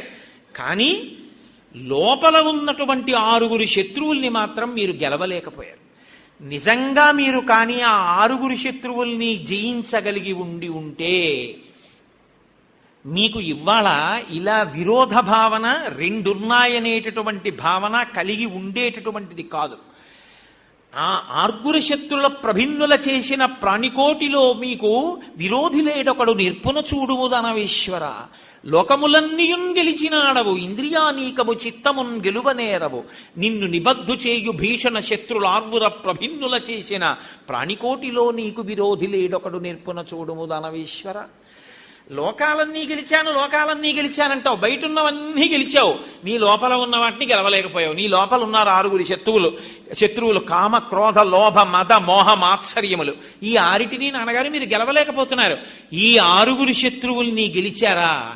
నీకు అసలు శత్రువు అన్నవాడు లోకంలో లేడు అని అర్థమవుతుంది. అందరిలో ఉన్నవాడు ఈశ్వరుడని అర్థమవుతుంది. ఆ 6 వదిలేసి మిగిలిన లోకంలో ఉన్న వాళ్ళందరినీ గెలిచానంటున్నారు. అందుకే మీకు ఇంకా 2 కింద కనపడుతోంది. అసలు మీరు ఈశ్వరుణ్ణి తెలుసుకునే ప్రయత్నంలో మిమ్మల్ని మీరు జయిస్తే, మీలో ఉన్నటువంటి అరిషడ్వర్గాల్ని జయిస్తే, 6 శత్రువుల్ని జయిస్తే అసలు మీకు శత్రువు అన్నవాడే లేడు. దీన్ని నాన్నగారు మీరు మర్చిపోయారు అన్నాడు. ఆయన వింటాడా? గురై నీకు అండ, నాకు అండ, లోకమంతటికి అండ ఒకడున్నాడని నువ్వు అంటున్నావు, లేడు అని నేను అంటున్నాను. నువ్వు ఉన్నాడు అన్నవాడు ఎక్కడున్నాడు అన్నాడు. అంటే ఇప్పుడు ఆయన అన్నాడు, మళ్ళీ అదే మాట అడుగుతున్నారు. ఎక్కడున్నారు అని అడుగుతారేంటి? ఎక్కడ లేడు అని అడగాలి. ఆయన అన్ని చోట్ల ఉన్నాడు. ఇందుకలడు అందులేడని సందేహము వలదు చక్రి సర్వోపగతుండెందెందు వెదకి చూచిన అందందే గలడు దానవగ్రని వింటే. ఇక్కడున్నాడు ఇక్కడ లేడు అని చెప్పడం కుదరదు. ఆయన నువ్వు జాగ్రత్తగా నాన్నగారు మీరు దృష్టి పెట్టి చూస్తే, బుద్ధితో పరిశీలిస్తే, ఇందుకలడందు లేడని సందేహము వలదు చక్రి సర్వోపగతుండ్, అంతటా నిండి నిబిడీకృతమైపోయి ఉన్నాడు. ఉన్నది ఆయన ఒక్కడే. ఆయనే ఉంటే మనకి అనేకంగా కనపడుతోంది తప్ప అనేకము లేవు. ఒక్కటే ఉంది. ఆ మట్టితోటే మూకుడు చేశారు, మట్టితోటే గరిటె చేశారు, మట్టితోటే ప్రమిద చేశారు. మనకి ప్రమిదలు, గరిట్లు, మూకుళ్ళు, గిన్నెలు, కుండలు ఇన్ని కనపడుతున్నాయి. కానీ నామరూపములుగా ఉన్నది నామరూపములు కాదు, యథార్థమునకు ఈశ్వరుడే ఉన్నాడు. జగన్ మిథ్య బ్రహ్మ సత్యం నాన్నగారు. మీకు ఇది తెలియట్లేదు, మీరు నామరూపముల దగ్గర నిలబడిపోతున్నారు మాయ చేత. కాబట్టి ఆయన గురించి మీరు జాగ్రత్తగా పరిశీలిస్తే అసలు ఆయన లేని ప్రదేశం లేదు, అంతటా నిండి ఉన్నాడు అన్నారు. ఇప్పుడు ఇది ప్రహ్లాదుడికి పరీక్ష కాదు, మీరు ఇది పట్టుకోవాలి నరసింహోపాఖ్యానంలో. ఇది ప్రహ్లాదుడికి పరీక్ష కాదు, ఈశ్వరుడికి పరీక్ష. ఎందుకో తెలుసా అండి? తన భక్తుడేమంటున్నాడు? ఇందుగలడందులేడని సందేహము వలదు చక్రి సర్వోపగతుండు అంటున్నాడు. అంతటా ఉన్నాడు అంటున్నాడు. అంతటా ఉన్నాడు అని ప్రహ్లాదుడంటే ఎక్కడా లేడు అని హిరణ్యకశిపుడు అంటున్నాడు. ఎక్కడా లేడు అన్నవాడితో అంతటా ఉన్నాడు అయితే అంటే ఇందులో ఉన్నాడా అంటాడు, లేకపోతే ఇందులో ఉన్నాడా అంటాడు, లేకపోతే ఇందులో ఉన్నాడా అంటాడు. ఏదైనా చూపించవచ్చు. ఈ చూపుడు వేలు దేని మీదకైనా వెళ్ళి నిలబడచ్చు. ఆయన చూపుడు వేలు దేని మీద నిలబడుతుందో దాంట్లోంచి సాకారంగా బయటికి రావాలి. సగుణ నిర్గుణాసాతు ద్విధా ప్రోక్త మనీషిభి సగుణ రాగిభి సేవ్య నిర్గుణాతు విరాగిభి అంటారు వ్యాసుల వారి దేవి భాగవతంలో. నిర్గుణమై నిరంజనమై అఖిల ప్రపంచంలోనూ కూడా వ్యాపించి ఉన్నటువంటి పదార్థము ఏది ఉన్నదో ఆ పదార్థము ఇప్పుడు ఒక రూపంతో పైకి వచ్చి కనపడాలి. ఇప్పుడు అది ఒక రూపంతో వచ్చి కనపడింది అనుకోండి, ఏ రూపంతో పడితే ఆ రూపంతో రాకూడదు. ఎందుకని? ఆయనకి వరాలున్నాయి. అవి సామాన్యమైనటువంటి వరాలేం కాదు. గాలిన్ కుంభిని అగ్ని అంబువుల ఆకాశస్థలిన్ దిక్కులన్ రేలన్ ఘస్రములం తమ ప్రభల భూరిగ్రాహ వ్యాళాదిత్య నరాది జంతు కలహ వ్యాప్తిన్ సమస్త్రాస్త్ర శస్త్రాళిన్ మృత్యువు లేని జీవనములోకాధీశ ఇప్పించవే. వీటికి అన్నిటికీ మినహాయింపుగా రావాలి, వచ్చి హిరణ్యకశిపుణ్ణి మట్టు పెట్టాలి. కాబట్టి అన్ని చోట్ల ఉన్నాడు అని ప్రహ్లాదుడు అంటున్నాడు, ఎక్కడా లేడు అని హిరణ్యకశిపుడు అంటున్నాడు. ఇప్పుడు హిరణ్యకశిపుడి చూపుడు వేలు ఎక్కడికొచ్చాగుతుందో అక్కడి నుంచి బయటికి రావాలి భగవంతుడు. కాబట్టి ఇప్పుడు ముందెవరు సిద్ధపడ్డారట? ఆయన వచ్చేయడం కోసమని ఈ బ్రహ్మాండమంతటా ఒక ఆకృతిని ధరించి సిద్ధంగా ఉన్నట్ట. చూపుడు వేలు ఎక్కడాగితే అక్కడి నుంచి బయటికి రావాలని.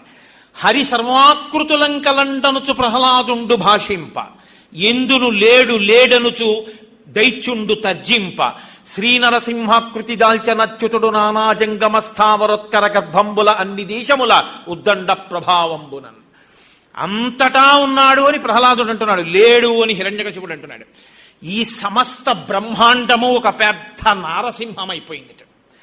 ఇప్పుడు చూపుడు వేలు ఎక్కడ పెడతాడో అక్కడి నుంచి ఆ నృసింహాకృతి బయటికి రావడానికి సిద్ధంగా ఉంది.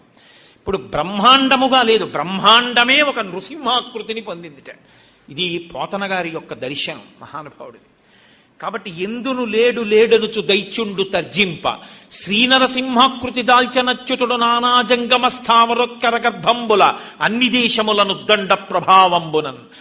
జంగమములు స్థావరములు అంతా కూడా ఒక పెద్ద నరసింహస్వామి యొక్క ఆకృతితో ఉంది. వేలెక్కడ పెడతాడో అక్కడి నుంచి అది బయటికి వస్తుంది. ఇప్పుడు ఆయన ఒక స్తంభాన్ని చూపించాడు హిరణ్యకశిపుడు, ఇందులో ఉన్నాడా అన్నాడు. ప్రహ్లాదుడు నవ్వి అన్నాడు, అందులో అంటావేమిటి, ఎందులోనైనా ఉన్నాడన్నాడు. అయితే బయటికి రమ్మను అని కత్తి పట్టుకుని గబగబా సింహాసనం నుంచి కిందకి దిగొచ్చి తన అరిచేతితో ఒక్కసారి ఆ స్తంభం మీద కొట్టాడు. అంతే, దిక్కులు పిక్కటిల్లేటటువంటి ఒక భయంకరమైనటువంటి ధ్వని వచ్చి ఈ భూమిని మోసేటటువంటి 8 దిగ్గజములు ఉలిక్కి పడ్డాయిట. సమాధినిష్టలో ఉన్నటువంటి బ్రహ్మగారు ఉలిక్కి పడ్డారు. దశ దిశలు వ్యాపించేటట్టుగా ఒక గొప్ప తేజస్సు అందులోంచి ప్రకాశించింది. స్తంభం బద్దలై అందులోంచి ఒక పెద్ద నారసింహం బయటికి వచ్చింది. పైకి సింహస్వరూపం, కింద మనిషి స్వరూపం. నడుము పట్టుకుంటే పిడికిటితో పట్టుకోవడానికి వీలైనంత సన్నని నడుము, దానికి పెట్టుకున్నటువంటి ఒక పెద్ద వడ్డాణం, దానికి ఉన్నటువంటి చిరుగంటలు, ఆ గంటలు మోగుతున్నాయి. కట్టుకున్నటువంటి గొప్ప పట్టుపుట్టం, కొండచర్య లాంటి విశాలమైనటువంటి వక్షస్థలం, 3 గీతలతో ఉన్నటువంటి కంబుకంఠం. శిలలు ఎలా ఉంటాయో అటువంటి గొప్ప గొప్ప గండశైలముల వంటి బుగ్గలు, కానీ నునుపుదేరి లావణ్యంతో ప్రకాశిస్తున్నాయి. విశాలమైనటువంటి పాలభాగం, దాని మీద నవరత్న ఖచ్చితమైనటువంటి కిరీటం, అనేకమైనటువంటి బాహువులు, శంఖ చక్ర గదా పద్మ తోమరము శూలము మొదలైనటువంటి ఆయుధాలు పట్టుకుని ఉన్నాడు. మహానుభావుడు భుజకీర్తులు పెట్టుకున్నాడు, కేయూరములు పెట్టుకున్నాడు, కంకణములు పెట్టుకున్నాడు, పాదములకు పెట్టుకున్నటువంటి అందెలు గొప్ప ధ్వని చేస్తున్నాయి, చేతిలో గద పట్టుకున్నాడు, పైన పెద్ద జూలు, సింహం యొక్క ముఖం, ఇలా నోరు తెరిచి చూస్తే నాలుక బయటికి పెద్ద త్రాచుపాం వేలాడినట్టు వేట్లాడుతోంది. ఆ కోరల యొక్క కాంతుల చేత దిక్కులు తెలియట్లేదు. ఆయన జూలు ఇలా విదిలిస్తే ఆ జూలు కొట్టుకుని పైన ఆకాశంలో వెడుతున్నటువంటి దేవతల యొక్క విమానాలు గతులు తప్పుతున్నాయి. ఆయన నాసికారంధ్రముల వంక చూస్తే మందర పర్వతము యొక్క గుహలా అన్నట్టుగా ఉన్నాయి. ఆ నోరు తెరిచి చూసినప్పుడు ఆ దంష్ట్రలు, ఆ దంతములు, ఆ నాలుక పెద్ద పర్వత గుహలా ఉంది. అటువంటి శరీరంతో పైకొచ్చి హిరణ్యకశిపుడితో యుద్ధం చేస్తున్నాడు. ఇంతమందిలో పరువు పోతుందని ఆయనతో యుద్ధం మొదలుపెట్టాడు. గదతో ప్రహారం చేశాడు. ఆయన ఉగ్ర నరసింహం అయ్యారు. ఎక్కడ లేని కోపం వచ్చింది. వచ్చి పిడికిటితో పట్టుకున్నారు, ఆ పంజాతో పట్టుకున్నారు. పట్టుకుని సింహం ఏనుగుని ఈడ్చినట్టుగా ఈడ్చి తీసుకెళ్లారు. గాలిన్ కుంభిని, అగ్ని అంబువుల, ఆకాశస్థలిన్ దిక్కులన్, రేలన్ ఘస్రములన్, తమప్రభల, భూరిగ్రాహ వ్యాళాదిత్య, నరాది జంతు కలహవ్యాప్తిన్, సమస్త్రాస్త్ర శస్త్రాళిన్. ఇది కదా ఆయన వరాలు. ఆకాశంలో చచ్చిపోకూడదు, నేల మీద చచ్చిపోకూడదు, పగలు చచ్చిపోకూడదు, రాత్రి చచ్చిపోకూడదు, ప్రాణమున్న దాంతో చచ్చిపోకూడదు, ప్రాణం లేని దాంతో చచ్చిపోకూడదు, మనిషి చేతిలో చచ్చిపోకూడదు, మృగం చేతిలో చచ్చిపోకూడదు. పగలు కాదు, రాత్రి కాదు, అసుర సంధ్య వేళ, చతుర్దశి తిథి ఉండగా ఇవాళ అసుర సంధ్య వేళలో ఆవిర్భవించింది నరసింహావతారం. అసుర సంధ్య వేళ ఇంట్లో కాదు, బయట కాదు, గడప మీద, ఆకాశంలో కాదు, భూమి మీద కాదు, తన తొడల మీద. ప్రాణం ఉన్నవి కావు, ప్రాణం లేనివి కావు, కొడవళ్ల లాంటి పెద్ద పెద్ద మిలితిరిగినటువంటి గోళ్ళు. మనిషి కాదు, మృగం కాదు, సింహం. కింద కాదు, పైన కాదు, తొడల మీద పెట్టుకున్నారు. పెట్టుకుని తీసుకొచ్చి పడుకోపెడితే ఆయన నోరు విప్పి పెద్ద గర్జన చేసి వాడి వంక ఇలా చూస్తే ఆయన దంష్ట్రల యొక్క కాంతులు చూసి కళ్ళు అదిరిపోయేట హిరణ్యకశిపుడికి. కళ్ళు కనపడ్డం మానేసి ఆ తొడల మీద పడుకోపెట్టుకుంటే నిస్తేజుడైపోయాడు ఆయన యొక్క రౌద్రస్వరూపాన్ని చూసి. ఆ నోరు తెరిచి కొడవళ్ల లాంటి తన గోళ్లు వాడి పొట్టలో దింపి ఆ పొట్ట చీల్చి ఆ ప్రేగులు తీసి మెళ్ళో వేసుకుని ఆ ప్రేగులు ఆ లోపల ఉండేటటువంటి కండరములన్నింటినీ తన దంష్ట్రల మధ్య పెట్టి కొరికేశారు. కొరికేసి ఆ నెత్తురంతా మీద పోసేసుకుని ఆ జూలంతా నెత్తుటితో తడిసిపోయి ఒళ్ళంతా నెత్తుటితో తడిసిపోతే ఆ చేతులలో ఉన్న ఆయుధాలతో కొన్ని వేల మంది రాక్షసుల్ని సంహరించి భయంకరమైన స్వరూపంతో ఆ నెత్తుటితో కూడిన నోటితో ప్రళయకాలంలో రుద్రుడు ఎలా ఉంటాడో అటువంటి స్వరూపంతో మహానుభావుడు లేచి పెద్ద పెద్ద అడుగులు వేస్తూ పెటిల్లు పెటిల్లు మన ధ్వనిలు వస్తుండగా సింహాసనంలో కూర్చుని చూస్తే బ్రహ్మాది దేవతలు కూడా వణికిపోయి లేచి నిలబడ్డారు. ఎన్నడూ చూడలేదు ఇటువంటి స్వరూపాన్ని. ఏమి ఉగ్రనారసింహం. చతుర్ముఖ బ్రహ్మగారు స్తోత్రం చేశారు, రుద్రుడు చేశాడు, యక్ష గంధర్వ కిన్నెర కింపురుష సిద్ధ సాధ్య పితృదేవతలు స్తోత్రం చేశారు. ఆ ఆగ్రహం చల్లారలేదు, ఊగిపోతున్నారు కోపంతో. అటువంటి సమయంలో లక్ష్మీదేవిని పిలిచి, అమ్మా నువ్వు వెళ్ళి ఆయన్ని అనునయించమ్మా అన్నారు. నిత్యానపాయని అని బిరుదు కలిగినటువంటి లక్ష్మీదేవి నరసింహావతారంలో భయపడిపోయింది. పూర్ణచంద్రబింబం లాంటి మొహం తెలుసు, కానీ ఇంత ప్రళయకాల రుద్రుల్లా ఉండేటటువంటి ముఖంతో నేను నా భర్తను ఎన్నడూ చూడలేదు, నేను సమీపించలేనంది. అప్పుడు ప్రహ్లాదుణ్ణి పిలిచన్నారు. ఆ స్వరూపాన్ని ఎవరు తట్టుకోలేకపోతున్నారు, ఉగ్ర నరసింహం కింద ఉన్నారు. స్వామిని ప్రశాంత చిత్తుణ్ణి చేయమన్నారు. అంటే అప్పుడు చిన్న పిల్లవాడు ప్రహ్లాదుడు గబగబా దగ్గరికి వెళ్ళాడు. ఆ దగ్గరికి వెళ్ళేటప్పటికీ ఆ భక్తుణ్ణి చూసినటువంటి స్వామి ప్రశాంత చిత్తులై పరమ సంతోషంతో ఒక్కసారి తలమించి చెయ్యి పెట్టి వీపు వరకు నిమిరారు. ఆయన హస్తస్పర్శ తగలగానే ప్రహ్లాదుడికి బ్రహ్మజ్ఞానం ఆవిర్భవించింది. బ్రహ్మజ్ఞానం కలిగి ఆయన అన్నాడు, మహానుభావ, నా జన్మ ఎటువంటిది? దైత్యకులంలో జన్మించాను, ఒక రాక్షసుడు కడుపున పుట్టాను, నిరంతరము నువ్వు లేవని ద్వేషించిన వాడి కొడుకుని. అటువంటి నన్ను ఇంత ప్రేమగా దగ్గరికి పిలిచి తలమించి వీపు నిమిరి నన్ను నీ తొడ మీద కూర్చోపెట్టుకుంటున్నావు. పైకి నువ్వు ఎంత కఠినమైన రూపంతో ఉన్నావో లోపల నువ్వంత వెన్నపూసలా ఉన్నావు. ఈ బ్రహ్మాది దేవతలు నిన్ను చూసి భయపడతారేమో, నేను మాత్రం నిన్ను చూసి భయపడను. ఎందుకో తెలుసా? నీకన్నా భయంకరమైనది ఒకటి నాకు తెలుసు, దాని ముందు నీ రూపం ఎంత అన్నాడు. ఆశ్చర్యపోయారు నరసింహస్వామి. నాకన్నా భయంకరమైనదా? అవును స్వామి, సంసారము నీకన్నా భయంకరమైన రూపం కలిగింది, దాని ముందు ఈ రూపం ఎంత? నాకు భయం లేదు. సంసారమనే సముద్రంలో పడిపోయిన వాణ్ణి ఉద్ధరించగలిగినటువంటి దయాళువు నువ్వు. నిన్ను స్తోత్రం చేసిన వాళ్ళని, నీ యందు భక్తి కలిగినటువంటి వాళ్ళని నిరంతరం కాపాడేటటువంటి స్వభావం ఉన్నవాడివి. ఇన్ని అకృత్యములు చేసినా నువ్వు నా తండ్రిని ఇబ్బంది పెట్టకుండా ఇన్నాళ్లకి కడతీర్చావు. స్వామి, నేను నిన్ను కోరుకునే వరం ఒక్కటే, తెలిసో తెలియకో బతికున్నన్నాళ్లు నిన్ను అధిక్షేపించినటువంటి నా తండ్రి హిరణ్యకశపుడికి ఉత్తమగతుల్ని కల్పించు. ఆయన యొక్క ఆత్మ పరిశుద్ధమైనటువంటి స్థితిని పొందేటట్టుగా నీవు అనుగ్రహించు అన్నారు. ఆయన అన్నారు, ఏనాడు నా తొడల మీద పడుకోబెట్టుకున్నానో, ఏనాడు అతని చూపులతో నా చూపులు కలిపి చూశానో, ఏనాడు నా గోళ్లతో అతని శరీరాన్ని చీల్చానో, ఏనాడు అతని కంఠనాళాలు కండరములు నవిలేనో, ఏనాడా ప్రేగులు మెళ్ళో వేసుకున్నానో, ఏనాడా రుధిరధారలతో అభిషేకం నన్ను నేను చేసుకున్నానో, ఆనాడే ఉత్తమగతులు పొందాడు. ఆనాడే అతని పాపాలన్నీ పటాపంచలైపోయాయి. ఇప్పుడు నీ తండ్రికి ప్రేత సంస్కారం చేసి అంత్యేష్టి సంస్కారాన్ని పూర్తి చేయి. నాయనా ప్రహ్లాద, నువ్వంటే నాకు విశేషమైనటువంటి అభిమానం. ఇక్కడ నువ్వు పూర్ణాయుద్ధాయంతో ఈ రాజ్యమును పరిపాలించి తదనంతరము దుర్నిరీక్షమైనటువంటి నా యొక్క సాన్నిధ్యాన్ని నువ్వు పొందుతావు. ఈ నరసింహస్వామి వారి యొక్క ఆఖ్యానాన్ని ఎవరు వింటారో, ఎవరు ప్రసన్న మనస్కులై పరమశాంతమూర్తి అయి లక్ష్మీ సహితుడై ప్రహ్లాదుణ్ణి రక్షించినటువంటి ఆ నరసింహస్వరూపానికి నమస్కారం చేస్తారో అటువంటి వారికి అపమృత్యు దోషం పోతుంది. ఒకవేళ మృత్యువు తరువుకొస్తున్నా సరే పోతుంది. షట్కాలముల యందు నరసింహస్వామికి దర్శనము, పూజ. అసుర సంధ్య వేళలో శివాలయానికి ఒక్కదానికే దర్శనం, కానీ ఒక్క నరసింహస్వామి మాత్రం ఆ అసుర సంధ్య వేళలో కూడా నరసింహస్వామి దర్శనం చేస్తారు. అంతటి మహానుభావుడు. ప్రత్యేకించి శంకర భగవత్పాదాచార్య స్వామిని 2 మాటలు రక్షించినటువంటి అవతారం నరసింహస్వామి అవతారం. మహానుభావుడు ఒకానొకప్పుడు పరకాయ ప్రవేశం చేసి ఉభయ భారతి అడిగిందని కామ విద్యలోని మెళకువలు తెలుసుకునే ప్రయత్నం చేస్తున్నప్పుడు రాజు శరీరాన్ని కట్టెల మీద పెట్టి కాల్చేస్తుంటే 2 చేతులు కాలిపోయాయి. అప్పుడు పద్మపాదాచార్యుల వారు వెళ్ళి స్తోత్రం చేస్తే శంకర భగవత్పాదులు తిరిగొచ్చి మళ్ళీ తన శరీరంలోకి తాను వెడదాం అనుకున్నారు. కానీ అప్పటికే కట్టెల మీద పెట్టి కాల్చేస్తున్నారు. ఆ శరీరంలోకి ఇక శంకరులు రాకుండా రాజు శరీరంలో ఉండిపోవాలని.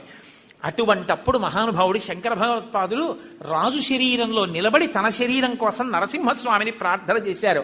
లక్ష్మీ నృసింహమ మదేహి కరావలంబం, నా చేతులిమ్మని. అంతే. శంకరాచార్య స్వామి వారి శరీరం కాలిపోయిన చేతులు మళ్లీ వస్తే అందులోకి ప్రవేశించారు. ఆ చేతితోనే శంకర భగవత్పాదులు చిన్ముద్ర పట్టి మనందరినీ ఉద్ధరించి దక్షిణామూర్తి స్తోత్రాన్ని మనకిచ్చారు. అదే శంకర భగవత్పాదులు శ్రీశైల పర్వత సానువుల మీద కూర్చునుండగా ఒక కాపాలికుడు, అయ్యా మీ శిరస్సు కావాలని అడిగాడు. ఈ దేహానికి సంబంధించిన శిరస్సు నీకు పనికొస్తే అంతకన్నా ఏముంది, తప్పకుండా ఇచ్చేస్తాను, తీసుకో. కానీ నా శరీరాన్ని పడగొట్టినప్పుడు నా శిష్యులు ఒప్పుకోరు, ఎందుకంటే నేను ఇందులో ఉంటే వాళ్ళకు ఉపయోగం. నా శిష్యులు నా నుంచి దూరంగా ఉండి నేను ధ్యానంలో ఉన్నప్పుడు నా తలకాయ కోసుకు పట్టుకుపోమన్నారు. ఆయన ఒక్కరు ధ్యానం చేసుకుంటున్నారు. 4 శిష్యులు పాతాళ గంగలో స్నానానికి వెళ్ళారు కృష్ణానదిలో. శంకరులు ధ్యానంలో ఉన్నారు. కాపాలికుడు వచ్చి కత్తి పైకెత్తి ఆయన తలకాయ కోసేద్దామని సిద్ధపడుతున్నాడు. పద్మపాదాచార్యుల వారికి ఏదో అమంగళం గోచరించింది. గురువు గారికి ఏదో ప్రమాదం వస్తోంది అనుకున్నారు. ఒక్కసారి నరసింహ మంత్రోపాసన చేశారు. అంతే, ఆయన్ని నరసింహుడు ఆవహించాడు. ఒక్కసారి ఆ శ్రీశైల పర్వత సానువుల మీదకి దూకి గోళ్లు విప్పి పంజాతో ఆ కాపాలికుణ్ణి పట్టుకుని చీల్చి సంహరించి శంకర భగవత్పాదుల్ని రక్షిస్తే శంకరాచార్యుల వారు వేరొకసారి నరసింహ స్తోత్రం చేశారు శ్రీశైల పర్వత సానువుల మీద. శంకర భగవత్పాదుల్ని 2 మాటలు రక్షించినటువంటి అవతారం నరసింహావతారం. వేదాంత దేశికులని మహానుభావులు, సర్వతంత్ర స్వతంత్ర అన్న బిరుదాంకితులు. అటువంటి వారు నరసింహస్వామి వారి దర్శనం కోసం ప్రయత్నిస్తే ఆయనకి నరసింహస్వామి వారి యొక్క దర్శనం కలగలేదు. కలగనప్పుడు అక్కడే ఉన్నటువంటి ఒక గిరిజనుడు అడవిలో తిరిగేవాడు, స్వామి మీరు దేనికోసం ఇక్కడ కూర్చుని ఇలా జపం చేస్తున్నారన్నాడు. ఏమీ లేదయా, నేను నరసింహస్వామి కోసం జపం చేస్తున్నానన్నారు. నరసింహస్వామి కోసం జపం ఎందుకు స్వామి, ఎలా ఉంటాడో చెప్పండి, నేను తీసుకొస్తాను, ఈ అడవిలో నాకు తెలియనివి లేవన్నారు. పైన సింహాకృతి ఉంటుంది, కింద మనిషిగా ఉంటాడన్నారు. నేను వెతికి పట్టుకొస్తాను కదా, రేపు పొద్దుటికల్లా మీ దగ్గరికి తీసుకొస్తానన్నాడు. అంతటా వెతికాడు, అడవిలో కనపడలేదు. తనకి కనపడలేదన్న ఆక్రోశంతో ఆ కోయవాడు, ఆ గిరిజనుడు ఉరిపోసుకోవడానికి సిద్ధపడుతున్నాడు. నరసింహస్వామి కనబడ్డారు. ఇన్నాళ్లు కనపడకుండా ఎక్కడికి పోయావే జంతువా అని తీగలు తీసుకొచ్చి కట్టేసి నరసింహస్వామిని తీసుకొచ్చారు. తీసుకొచ్చి, ఇదిగో స్వామి తీసుకొచ్చాను చూడండి నరసింహస్వామిని అన్నారు. ఆయనకి కనపడలేదు, ఈయనకి కనపడుతున్నాడు. భక్తికి వశుడయ్యారు. నీకు ఒకానొకప్పుడు నిన్ను అనుగ్రహిస్తానని వరం ఇచ్చారు. పద్మపాదాచార్యుల వారికి నరసింహస్వామి వారి అనుగ్రహం అలా కలిగింది. కాబట్టి వేదాంత దేశికులకి నరసింహస్వామి అనుగ్రహం కలిగింది. మహానుభావుడు. అప్పటికీ ఇప్పటికీ ఎప్పటికీ ఆ నరసింహస్వామిని తలుచుకుంటే చాలు, ఒక నమస్కారం చేస్తే చాలు, పొంగిపోతాడు. ఉగ్ర నరసింహం అంటారు. ఇప్పుడు ఉగ్ర నరసింహం కాదు, ఆయన శాంతమూర్తి. ఎంత శాంతమూర్తి అంటే 2 చేతులెత్తి ఇలా నమస్కరిస్తే చాలు. అంతటి ఉగ్ర తేజస్సుతో వచ్చినవాడు, అంత శాంతించినవాడు. కాబట్టి గంధాన్ని అనులేపనం చేస్తే ఆయన పొంగిపోతారు. చల్లగా ఉంటుంది కాబట్టి ఆ గంధం తీసి స్వామికి అనులేపనం చేస్తే ఎంతో సంతోషిస్తారట. ఈరోజు నృసింహ జయంతి. చాలా వివరంగా నేను దీని గురించి ప్రస్తావన చేయకపోయినా ఒక్కసారి ఆ నరసింహస్వామి వారి అవతార ఆవిర్భావ విశేషాన్ని ఇవాల్టి రోజున మనం ప్రస్తావన చేసుకుంటే మనం ధన్యులం అవుతామని, ఒక్కసారి ఆ ప్రహ్లాదుని యొక్క వైభవాన్ని స్మరణ చేసుకున్న వాళ్ళం అవుతామని ఈ ప్రత్యేక ప్రసంగం చేయడం జరిగింది. కాబట్టి మనం సాయంకాలం మళ్ళీ శ్రీరామాయణ ప్రసంగంలో కలుసుకుందాం. ఈ కార్యక్రమం అయిపోయాక మీ అందరూ ఇప్పుడు మానసికంగా ఒక్కసారి నరసింహస్వామి వైభవాన్ని అనుభవించారు. కాబట్టి ఇదే సంతోషంతో మళ్ళీ ఒక్క 10 నిమిషాలు గంధం తీసి బయలుదేరండి. కాబట్టి ఈ ఆనందంతో తీసేటటువంటి స్థితి వేరు. కాబట్టి ఒక్కసారి గంధాన్ని తీసి స్వామి అనులేపనానికి ఇచ్చి చక్కగా అందరం బయలుదేరదాం. సాయంకాలం చందన చర్చితుడైనటువంటి స్వామి యొక్క దర్శనాన్ని పొంది ధన్యులమవుదాం. మంగళాశాసన పరైహిమదాచార్య పురోగమై సర్వైశ్చ పూర్వైరాచార్యై సత్కృతాయాస్తు మంగళం. మంగళం కోసలేంద్రాయ మహనీయ గుణాత్మనే చక్రవర్తి తనూజాయ సార్వభౌమాయ మంగళం. ఉమాకాంతాయ కాంతాయ కామితార్థప్రదాయినే శ్రీగిరీశాయ దేవాయ మలినాథాయ మంగళం. కరచరణకృతం వా కర్మవాక్కాయజం వా శ్రవణనైనజం వా మానసం వాపరాధం విహితమవిహితం వా సర్వమేత్తక్షమస్వా శివ శివ కరుణాబ్ధే శ్రీ మహాదేవ శంభో. సర్వం శ్రీ ఉమామహేశ్వర బ్రహ్మార్పణమస్తు.